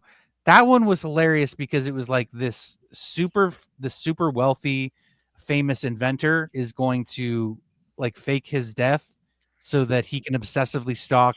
Let me check my notes here. Elizabeth Moss. Oh, okay, sure. And the same guy made that shitty werewolf, werewolf movie that came out, a Wolfman movie that came out a couple weeks ago. So it's, there's a lot of bad ideas and poor executions out there, but I'm willing to watch your movie if you make it about it's fun, it's engaging, it's not about the bullshit politics. I got into this argument because of the director Terrifier came out like a couple of days ago, basically saying that Democrats and Republicans are welcome on his set. He doesn't give a shit what politics you are. And of course he just gets, completely lambasted with movies are always political. And it's like, no, they're not. They're personal. They have a perspective, but it should be about entertaining the audience and storytelling, not about an ideological, messaging that you're beating them over the head with. So I'll check out Companion, but it sounds like it kind of missed the mark. Yep. Cider, we talked a little bit about this on last week's show. When you reiterate with your case on, I guess, your perspective on this whole thing with Hollywood's attacking on male fantasy films and kind of reverting them into feminist fantasy films, which is a great marketing strategy, right? Well, it's always gone this way. The sexy robot thing always goes this way. That's the story, is that the creation kills the master. That's the reason, is that you're not supposed to cheat code male-female relationships. It's always the moral. There's never a guy that has a successful relationship with the girl robot. That's never how the story goes. Yeah. And what about that's her? the point. Well, he didn't, though. He had to realize he was addicted to her. That he wasn't having human interactions. He was addicted to that person, that creature, whatever it is in that box, decided to inhabit his entire life, and so that was the big problem, and he had to admit that. And so again, it went south on him. And so for our perspective, it went south. For him, I don't know, but this transformation though takes it from, hey, you shouldn't try to exploit the female form, and takes it to, you will be punished for exploiting the female form. So rather than a lesson learned here, you're simply empowering women to get comfortable with hyperviolence against their partner. And that's all it is. Yep. That's a sad reality. TW, as someone who's kind of a casual moviegoer, what's kind of your take on this whole perspective here? Oh, yeah. Dude, honestly, it's like modern dating. It's like, it's already just... I'm good on it personally, in my opinion, because it's weird because I'm seeing that movie and it really kind of seems like those women that were like androids. That's what a lot of like this sort of like supposed hot women, that are always seen on TV, music videos. They weirdly enough kind of look like androids. Like they don't even look real. They look like pre-built or something like that, to a very like bizarre degree, and I don't know how dudes find that hot. They all have that same manufactured Kardashian type build. I don't see anything attractive about that whatsoever. But yeah, I also hate that when it comes to movies like this, it's like the lesson always has to be on the dude. Why is it never on the female? Because it's like females don't have, as if females don't have problems with her hypergamy and all this other type of crap. Why is it never the lesson towards them? I have yet to see one movie where it's actually like that. It's always towards the guys. But real quick, I made this point here, and people got upset when I made this point. But it's like, look, I'm not saying that Sophie Thatcher here is not, attractive, or that's not my point. My point is that if you're going to create a movie that's at least starting off on the premise of the male fantasy, it's like, look, if we're talking about a world where you can basically buy whatever female sex bot you want, I don't think that this woman is a first round draft pick. That's all I don't see it either. making there. So it's like maybe if you had like a more attractive woman, it's like maybe you can kind of sell this. Kind of aggressively British, no offense, because she is. She's a cute girl, but you're right. It's like when you can customize beauty standards in this robot. Yeah, need to do a little bit better than that. Yeah, she's not the first one that comes to mind. She's just more like maybe, I don't know, cute girl next door, but that's definitely not that at all. But yeah, I don't know. I guess in terms of like me, when it comes to that stuff, I just can't be bothered. Period. Would I be canceled by calling her a dishwashing robot? Is that too far? It's a sex bot from Ollie's. But this theme, though, this is a familiar theme too in horror movies with going against nature. You know what I mean? And I'd have to see Companion to see specifically where it goes, where how it develops the plot and the story. But it's like, this is, Universal monster movies go back with this, Dracula, Frankenstein, the Wolfman, fucking with nature, going against the natural order of things tends to, cause issues ultimately. And this is just like, oh, hey, this is the hot button issue of the moment, so let's make a movie about it. And here's the thing. It was a $10 million budget. It's already made its money back. This is the cool thing I'll say with horror movies, is just like, they don't take a lot of investment. It's not much of an idea. They're low budgets, and they can make a lot of money back for you if they're relatively successful. But yeah, I don't know if this is more of a trend of like, alienating the sexes, or if it's just another kind of crappy horror movie. Rick, get your take on here. Yeah, I would just say that everyone here has pretty much touched on a lot of things with Rob and Sider saying about these types of movies or stories about going against nature. We had this with Frankenstein. That was the whole point. He wanted to be Frankenstein wanted to be God and create life from nothing or from death. I'm reminded, and probably you guys don't know or don't remember, the Stepford Wives. This is what I'm reminded of. They were also basically sex robots. You have, we'll remember the fembots from Austin Powers. Oh, which actually I still think came from Dr. Goldfoot and the Bikini Machine, when he also had female robots that were going to seduce men and rob them and then kill them. So none of this is original. And if they want to take this to make a message, and you're going to give these robots sentient thought, maybe they should not kill the person. Is that really the answer? Always kill the person who is making your life hard? How about just you're going to find your own independent life, and you're going to discover the joys of life, of humanity. I don't know. Maybe that's the way to go about it. But again, I've not seen this movie. I really have no interest in seeing this movie. So, but if we're just going to keep doing the same theme over and over and over, maybe try to find another way to kind of do something different with it. I don't know. I have no interest in seeing this movie. That's all. I don't have much to add to this conversation. Yeah, so this was wife-like. This is how the film ended, with literally a bunch of revolution. Not all of these sex dolls are attractive, obviously. Probably a lot of them are just not. This from the wait.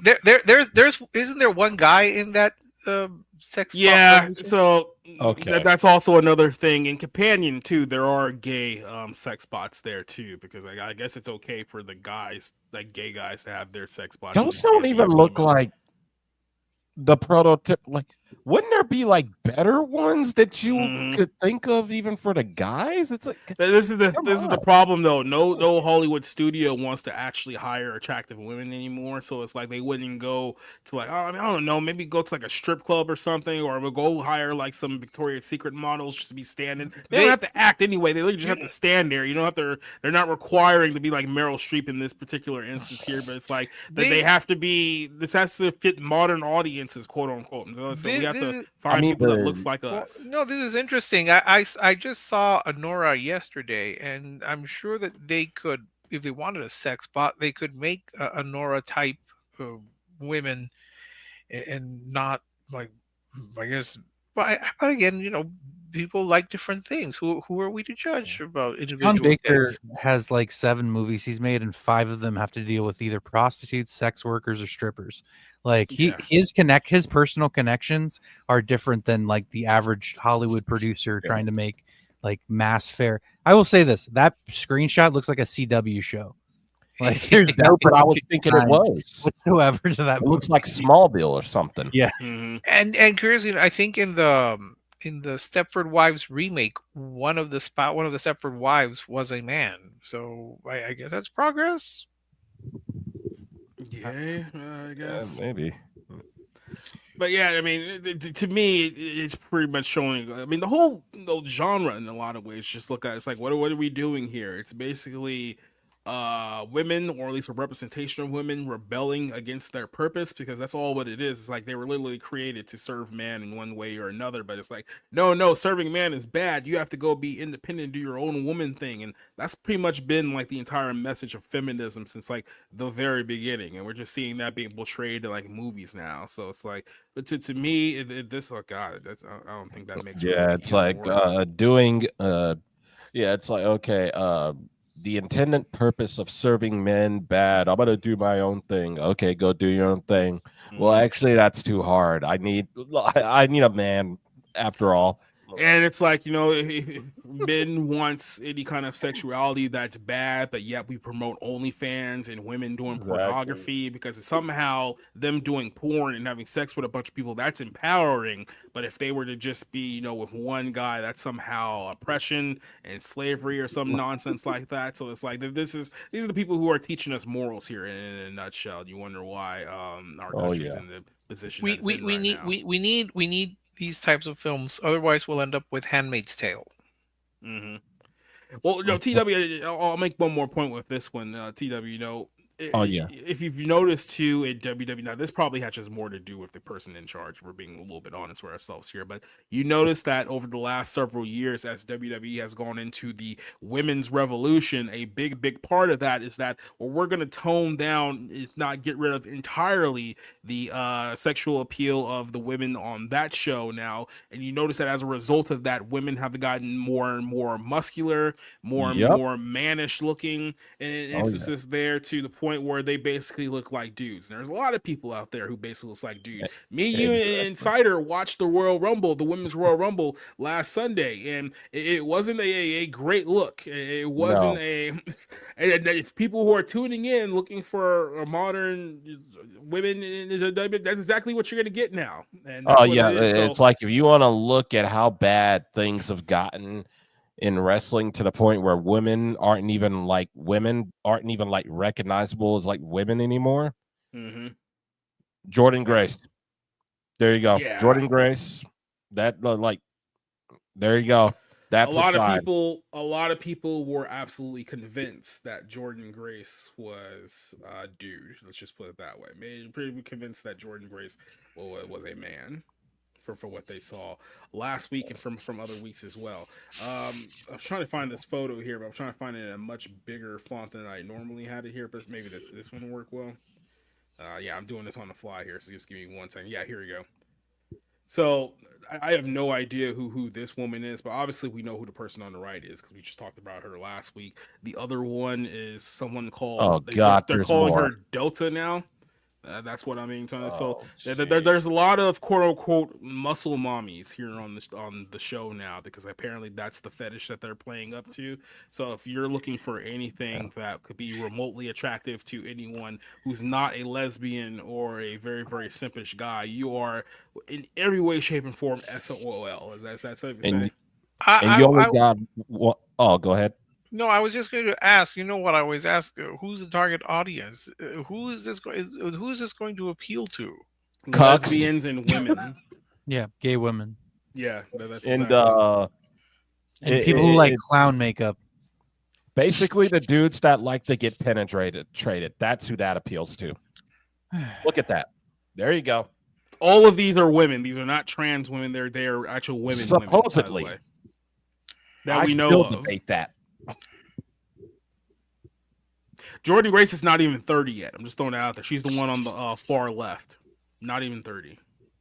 I don't know who's getting their rocks hard to this. It's not happening. There is no way. Yeah, so no, that's where we're going now. But remember, if you, I don't even have to do the whole. Just get rid of the women's division. It's not even women anymore. It's just all dudes. No, but I swear every day there's a moment where you can just cut to that Austin Powers thing where he's just like, that's not a woman. Oh, yeah. That's a That's man. a man, baby. It's a man, baby. It was treated as like almost like a cringy, out of touch, politically incorrect moment in 1997. And it's like, no, he was right. He was just, and he came out of a frozen cryogenic, state. Like, what the hell? What the hell is going on? Exactly. God, and that was in like 97. I wouldn't imagine what it'd be like now. Mm-hmm. He's probably somewhere thinking, that was a joke, people. Yeah, so basically what we're saying here is that these days are dead. If you want these, go back to the 80s. That's where it lives now. So I don't think it's really empowering. I stayed to my lonely because women like that don't exist anymore. Well, if they do, they have all types of just trauma. I mean, if they do, they're probably married already. That's yeah, they're either married or they have a crap ton of trauma. Well, I would say that the previous picture, perhaps they think that is empowering. We're strong physically and we're powerful and we can take down men. I don't know if it is empowering in the way that they think. Yes, they probably could crush my head quite easily, but how is that going to really? That's the other problem here too, and that's kind of like a sidebar. It's like these women have, I guess physically they want to look like that. Yeah, we can crush any man out there because look at how buff we are. But at the same time, I've seen all you guys cry based on social media posts. It's like you're not tough. It's like you're trying to pretend like you're some kind of a badass, and then you guys cry when someone says something mean to you on social media. It's like you can't have both. It's like pick one. No. It's like, what's the point of having the muscles if you're a wimp? Mm-hmm. Look, I don't want to speak for other men, but like, dudes don't find that attractive. You know what I mean? Like, guys don't find muscle-bound freak women attractive. It's just not. It's like you're trying to be something that doesn't exist. You're trying so hard to project these things that you want to be true, but aren't. And it's sad is what it is, because at the end of the day, look, these people are individuals. They can choose how to live their lives how they want, but seeing it be perpetuated like it's a genuine thing is what's sad, is that you have to keep doing this to justify your own continued awful choices. But again, it's like, make your choices. It's just there are going to be consequences for them at some point. I will say one last thing on this. It's like, I know a lot of these chicks are married to basically juice heads too, like in real life. It's like, do you ladies understand that you're basically like the closest thing that juice head will get to like gay sex, like humanly, like all acceptable? Like, do you understand that you're basically the representation of somebody else's repressed homosexuality? That's not clicked with any of you guys yet? Did you not? Did you think exactly? Anyway, let's go enough. Yeah. I think we've had enough of Good that Lord. here for say. Yeah. So moral of the story is, if you want sexy cheapbot, you're a bad person. Probably deserves to die. yeah. So that's what Hollywood says. I want to let you guys go on a throwback to the past. Now, who Sweet. here has heard of Kid Rock? Are you guys Kid Rock fans? No. I like maybe 2 songs by him. Mm-hmm. Yeah. Well, I'm pretty sure neither one of those are the ones that I'm going to play for you right now. What was Probably the not. earliest radiation that you guys remember of Kid Rock? Because I remember that the first time I heard about Kid Rock, what a lot of people did was Ball with the Ball. That was the song that came was out. the first one for me. 1998, I think, was that single came out. And then it was like super big. Devil Out of Cause, yeah. That album, yeah. No. Does anyone remember Kid Rock's work before we got to that point? Does anyone remember anything previously? No, I just remember when he was going to run for the Senate. Kind of. I think I see where you might be going with this. So if we're going back, and I mean going back, we're going all the way back to 1993 for this one. Here is, well, first of all, let me go ahead and just do a quick little math on here, because I know Kid Rock, without a doubt, is 50 years old now. At least he's 50 years old. I think officially he is 54 years old. Just recently turned 54. So he's been around for quite a minute. So this is a guy who's been around for a little bit of time now. I don't know why my calculator is over there, but there we go. So 54. So we were minus, let's say this was 1993. So this would be like 32 years ago. So he was 22 years old when this video came out. As we all know, Kid Rock has always professed himself to be a big fan of hip hop. You know, even in his earliest iterations, like he loved, you know, the I thought you were going to say Hitler. No, surprisingly not. At least not here on this one. But he's always been a fan of like hip hop, the whole like scene back in the 1980s and whatnot, and that definitely influenced his career. Now, I will say this unironically, Kid Rock probably has one of the most versatile discographies that you could find for pretty much any artist out there. Like he's done hip hop, he's done new metal, he's done hard rock, he's done country, and he's done some variations of all in between there, right? So I mean, he's dabbled in basically every major genre of music there is out there. Here is a 22-year-old Kid Rock with one of his first music videos ever, going back to 1993, called Back from the Dead. And this one I just found to be very, very entertaining. Here, I'll play a little bit for you here. Don't Know Me video was cool, but Back from the Dead was my shit. Because Back from the Dead, they let me produce, let me fucking direct, you know. We did that shit for about $1,500. We did You Don't Know Me for $30,000, and I don't know, Back from the Dead to me looks fucking way fucking cooler, way fucking better than fucking You Don't Know Me does any day of the week. Do I say fuck a lot when I'm talking? I feel like I say fuck. Anyway, You Don't Know Me was... One thing you can say about Kid Rock, he has not changed in the course of 31 years. He is still exactly that person, for better or for worse. What do you say? Oh, I thought somebody called him in there. There you go. Cool video, but Back from the Dead's my shit. So this is the music video for the song Back from the Dead from one of his first mixtapes when he was back in Detroit. So there we go.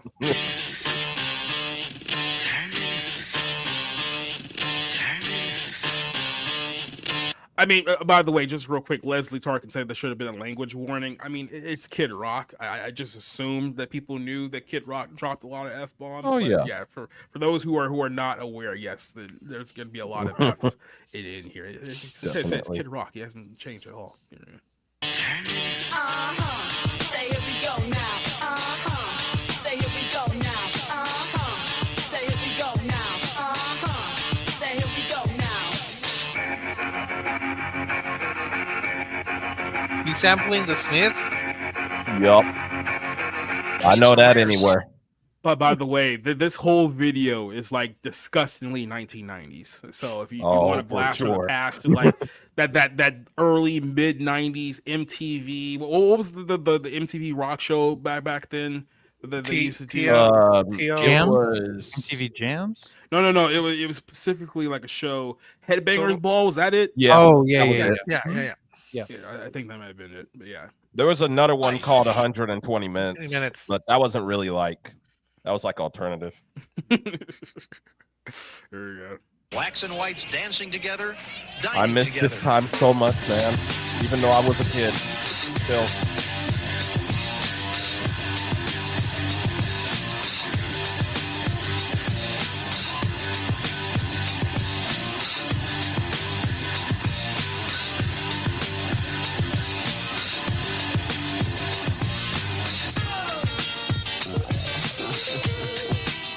Detroit, baby.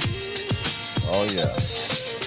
Before the whole country realized what a crap hole Detroit was. So it was that very interesting time period where it was like it was Tim Allen, it was the Lions, and then it was basically this. Oh yeah. Before Eminem? Even before Eminem.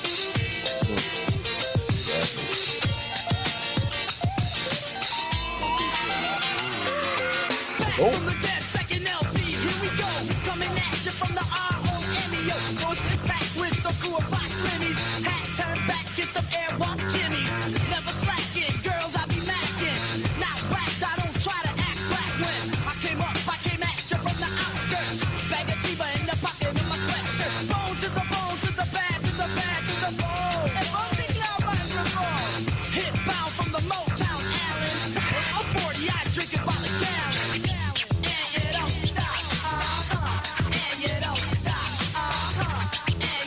Hey, I don't care how cringy this is, man.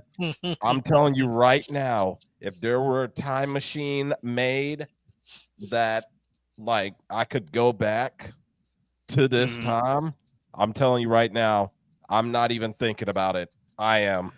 It's like you can either go back to this time period and just immediately press the button without even like hearing what the second option was going to be. Yep. Anything's got to be better than this. Yep. It's got like, nah. I'm good.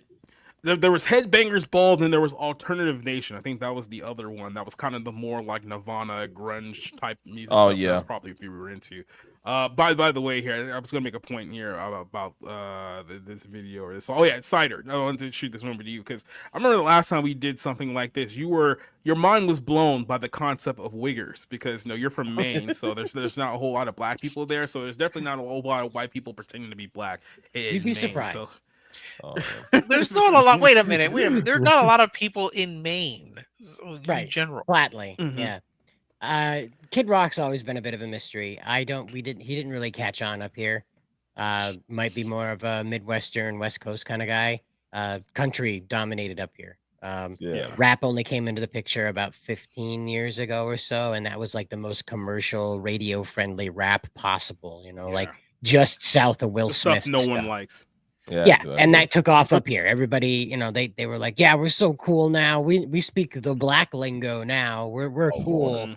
And it's over with. We're back to country now. All the grocery stores play country music now. But again, Kid Rock did have like a country hit, so he should be. In the early maybe I did years later. It wasn't until like the mid 2000s that he started transitioning into. Let me put it this way. Stuff. His kid rockiness did not come through evident enough that my ears picked it up when it's played over the radio at the grocery stores or gas stations where most people pick up music, By the way, this is so old. This was before the midget. Like he wasn't even around then. That's just wow. So yeah, that's something. That's back in time.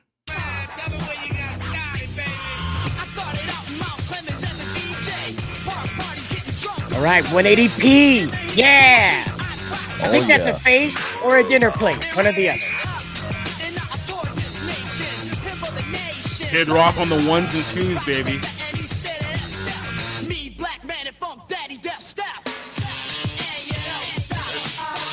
Turntables and a microphone.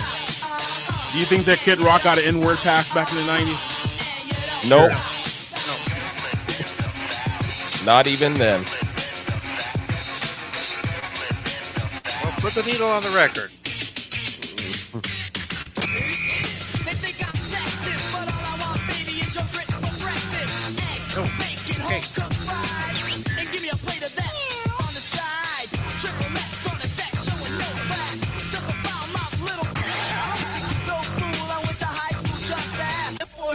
I flunked every class. Slash and I smash cause I thrash when I bash. Invite me to a party and your house will get trashed. Then outcast, sick of being harassed, so I dashed. Moved out the crib cause I hated cutting grass. Now I reside on the east side, rocking it. Cold 40 dog in a brown bag, serving it. Flex, sex,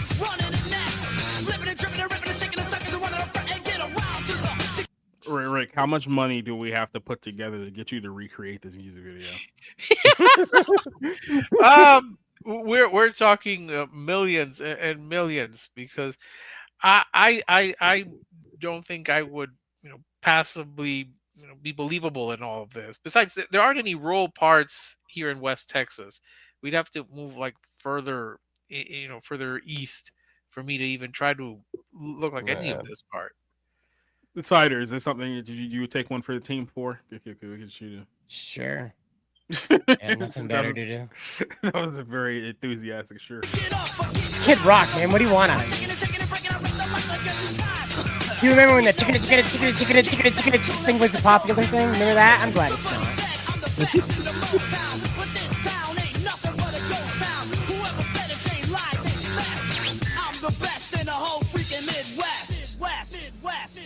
Pardon me, but could you help out a fellow American who's down on his luck?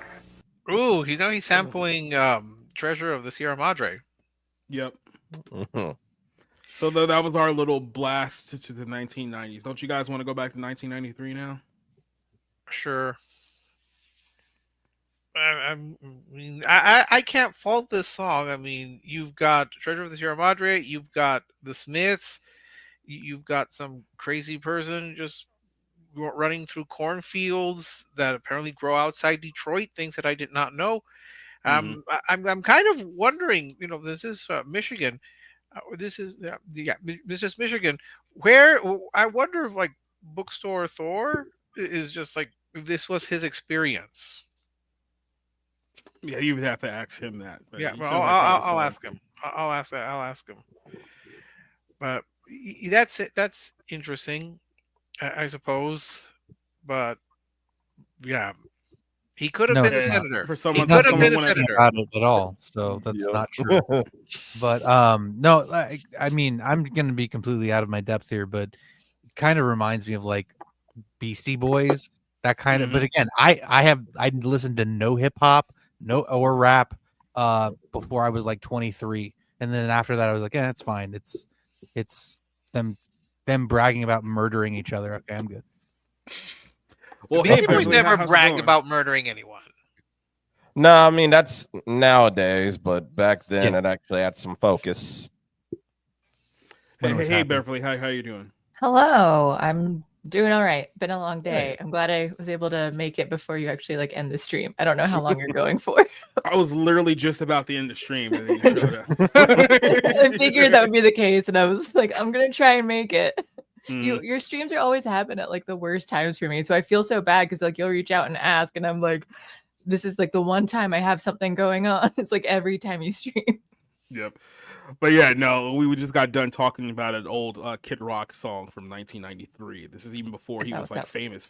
So you found yourself a Kid Rock fan? Is he your kid? No, I can't say that I have called myself that. No.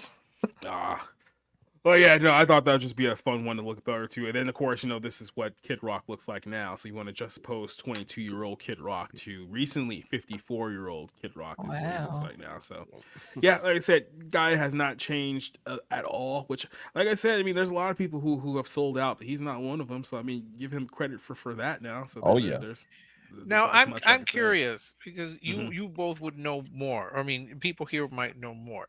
Kid Rock, Eminem.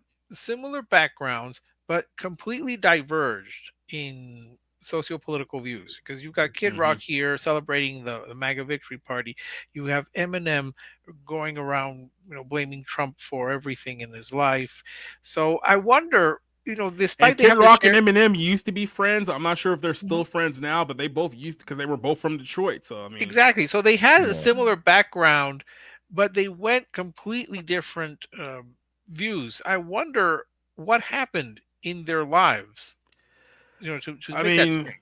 Probably because Eminem was like a poor white kid who got bullied all the time. So, he found the rap kind of to be like his escape for the most part, where everyone says that Kid Rock grew up, more like middle upper class. So like he had a better upbringing, and he always kind of viewed like the whole hip hop scene as more like a party time type thing, where Eminem, like hip hop was his entire life, and that's what he stuck to. So maybe that has a little bit to do with why they went on two entirely different directions over there. I mean, Yeah, that I like could one ended up stumping for Trump, and the other one was stumping for Kamala Harris. And yeah, that's Anytime a celebrity like completely sells out to Hollywood the way that Eminem used to be defiant, like he was part of the Hollywood crowd and whatever when he in his heyday, yeah. but he was never this much of a dick suck for like the Democrats or whoever. And it's just like, oh, you're a complete sellout piece of shit now. Okay, that's fine. You know, but you know what I mean? Because like I was there, I was a teenager when he was at his height, when he, you know, was at the height of his career, and it's talking like about now murdering his wife. he's and just stuff kind like of an old man. What? Who's not, I know nothing about Kid Rock. I didn't even know politically and stuff. This is all new to me.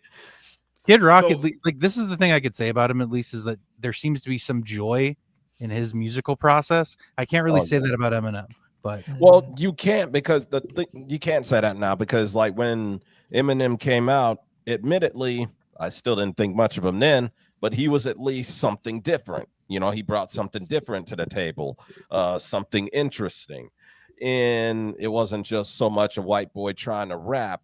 You know, it was like, okay, this dude's I different. think with Eminem, He it's did also Ba with point- a Ba. I did love that song growing up. I didn't realize that was Yeah. it's the only one I know of him. But Ball like, with the ball, cowboy. oh yeah. But But no, I like think- now it's like the Eminem D-Riders and stuff like that, and you'll have a lot of these stupid reaction channels and stuff like that, like No Life Shack and all these other Eminem simps, these Marshall simps, that glaze him and think that everything he does is great. That's why he pretty much raps in the very fast way that he does. It has no focus. It has nothing, because he doesn't feel the need to improve, because all his glazers say that everything he does is great. Meanwhile, Kid Rock just does whatever he does, and I can respect that. Yeah, I think what happened with Eminem too, especially around that 99 period where he really started blowing up, is that he came in at kind of the right time period where, you know, the height of gangster rap had kind of dissipated a little bit, because that was right after the death of Biggie and Tupac. So there was kind of like a calm period for a while. And if you know, like the mainstream music scene, like it was all about bubblegum rap. It was all like a bubblegum pop, I should say. It was all about the Britney Spears, the Christina Aguileras, and the Backstreet Boys and all that stuff. And now here comes this white rapper out of nowhere who says all these obscene things about killing people and doing drugs, and he's attacking all the pop people and stuff like that. So I think that was another reason why a lot of people gravitated towards him too. I mean, the 1999 was a very, very weird year for music, because it was far more diverse as far as the mainstream music went than definitely you see it in here now. Like I said, like pop was a big thing, but there was also new metal and rock. So you had like Korn and Biscuit and Linkin Park and stuff like that. Kid Rock, one of them. And then of course you had, you know, hip hop was kind of making a return with like Dr. Dre and Ice Cube and Snoop Dogg and those guys. So it seems like everyone's genre of music was kind of like blowing up at the same time, rather than what we see today, where it's either just, you know, some degenerate pop music, or it's like some degenerate hip hop music that sounds like pop music for the most part. And then that's kind of where we're at now. But yeah, that was all I had for this one. It was a little fun break from the norm, and I'm glad Beverly's here so that we can say goodbye. So Oh, go yeah. ahead and Hello, say- everybody. wait Hello. to everyone to hear. Let's go ahead and start off with Rob. Rob, what do you got coming up here? Yep. So you can find me on Twitter at my username down there. Been listening to the Pina Colada song a lot. I just thought I would share that because I don't know. I come off as a really self-serious person, and I'm not, if you know me in my personal life. So, but yeah, I'm talking about movies over there on Twitter, and that's about it. Because football season's wrapping up. I won $1,800 gambling for the first time this year. That was fun. But yeah, just getting back to talking about movies. I am always reading something I'm sharing, or you know, I just try to share interesting tidbits from stuff I come across or find. So you can follow me over there. Once movies start getting released, hopefully we'll have some reviews out. So keep an eye open for that. All right, then. TW, what you got coming up? Oh yeah, I basically got a lot of stuff coming up. I got some gaming that I'm going to be doing. I'm going to be playing Ninja Gaiden. You know, I'm going to be starting on the first ones up until the fourth one. I'm also going to be playing more San Andreas and Tony Hawk, as well as more Wrestle Crap. And I'm going to be working on a lot of other videos too. So, yep, there you go. All right. Cider, what you got coming up, my friend? 01 stream tomorrow at 8 o'clock. See you there. Cool. Rick. Yeah, just one more Best Picture to review, and I will be watching Love Hurts as an invite from a friend. Ooh, nice. So we've just got more reviews, and I'll hopefully rank my 10 Best Picture nominees. And yeah, just waiting for the actual Academy Awards so that I could start buying the beer and getting ready to be completely sloshed out of my mind as soon as Emilia Paris goes 0-13, which I'm hoping. That's pretty much it. All right. And then Beverly, you joined us for at least 10 minutes of that conversation. No, I tried. I am at the dim side on whatever social media. I barely use social media, but I do have the dim side Discord, and I stream on Rumble. It'll be at the dim side on Wednesdays and Thursdays at 9 p.m. Eastern. Wednesdays we do news topics, and then Thursdays we do like movie streams and stuff too. But we normally don't do like current movies. We just did like 1950s and 60s westerns, actually. Yep, I think that's mostly it. Letting you guys know what I got coming up. This Saturday is going to be episode 1 of Movie House. So for Movie House, we're going to be kind of mixing things up with current movies and retro movies. I got a few guests joining us here for that show. Hopefully we'll get into a good conversation about a particular 1990s movie that I want to discuss, starring Rose McGowan. And for those of you guys who don't know exactly which movie I'm talking about, here's the hint for that one. She's a complete psychopath, and she kills all her family and a few other people along the way. So you guys may be able to figure that one out there. There's your only hint. But that's going to be episode 1. It's going to be a show that we're going to start doing bi-weekly. So every couple of weeks, we'll do this show, kind of fleshing things out as we go along here. But I think I got a good grasp of where I wanted to go. So that's going to be Saturday. I think our time is going to be 1 p.m. Eastern time. We're going to be doing that one. See if we can work around, because I don't want to go against Mephisto's show, because I know his show is around 3, so we'll try to work around that whole thing. But like I said, that's the whole point of doing episode 1. Maybe I'll call it episode 0, so that way if I screw it up, you'll never see it. That's going to be on Saturday. Sunday, we're going to be continuing our series on the Bible Lens, episode 1, which was the biblical truth of the Satanic Panic. It got taken down on YouTube. I've been disputing it back. It should be up there. It should be back up there in a couple of days once the automatic detection thing is done and over with. But the full episode is still up on Rumble. So if you want to go back, watch the whole thing, full episode is back on Rumble. It will be back up on YouTube here. We're going to be doing part 2 of that on Sunday. That's at 7 p.m. over there as well. And then, like I said, next Tuesday we'll be back here. I'll find some more old stuff that we can all make fun of, and some other topics along the way as well. So to everyone who joined us here on this show, Orange Hat, who was here earlier, who had to drop out because of some audio issues, thank you very much for joining us. To all you lovely people here watching the show, thank you for spending another Tuesday night with us. But now it's time to go. So adios, goodbye, and good night. See you later. Bye. Okay. Oh.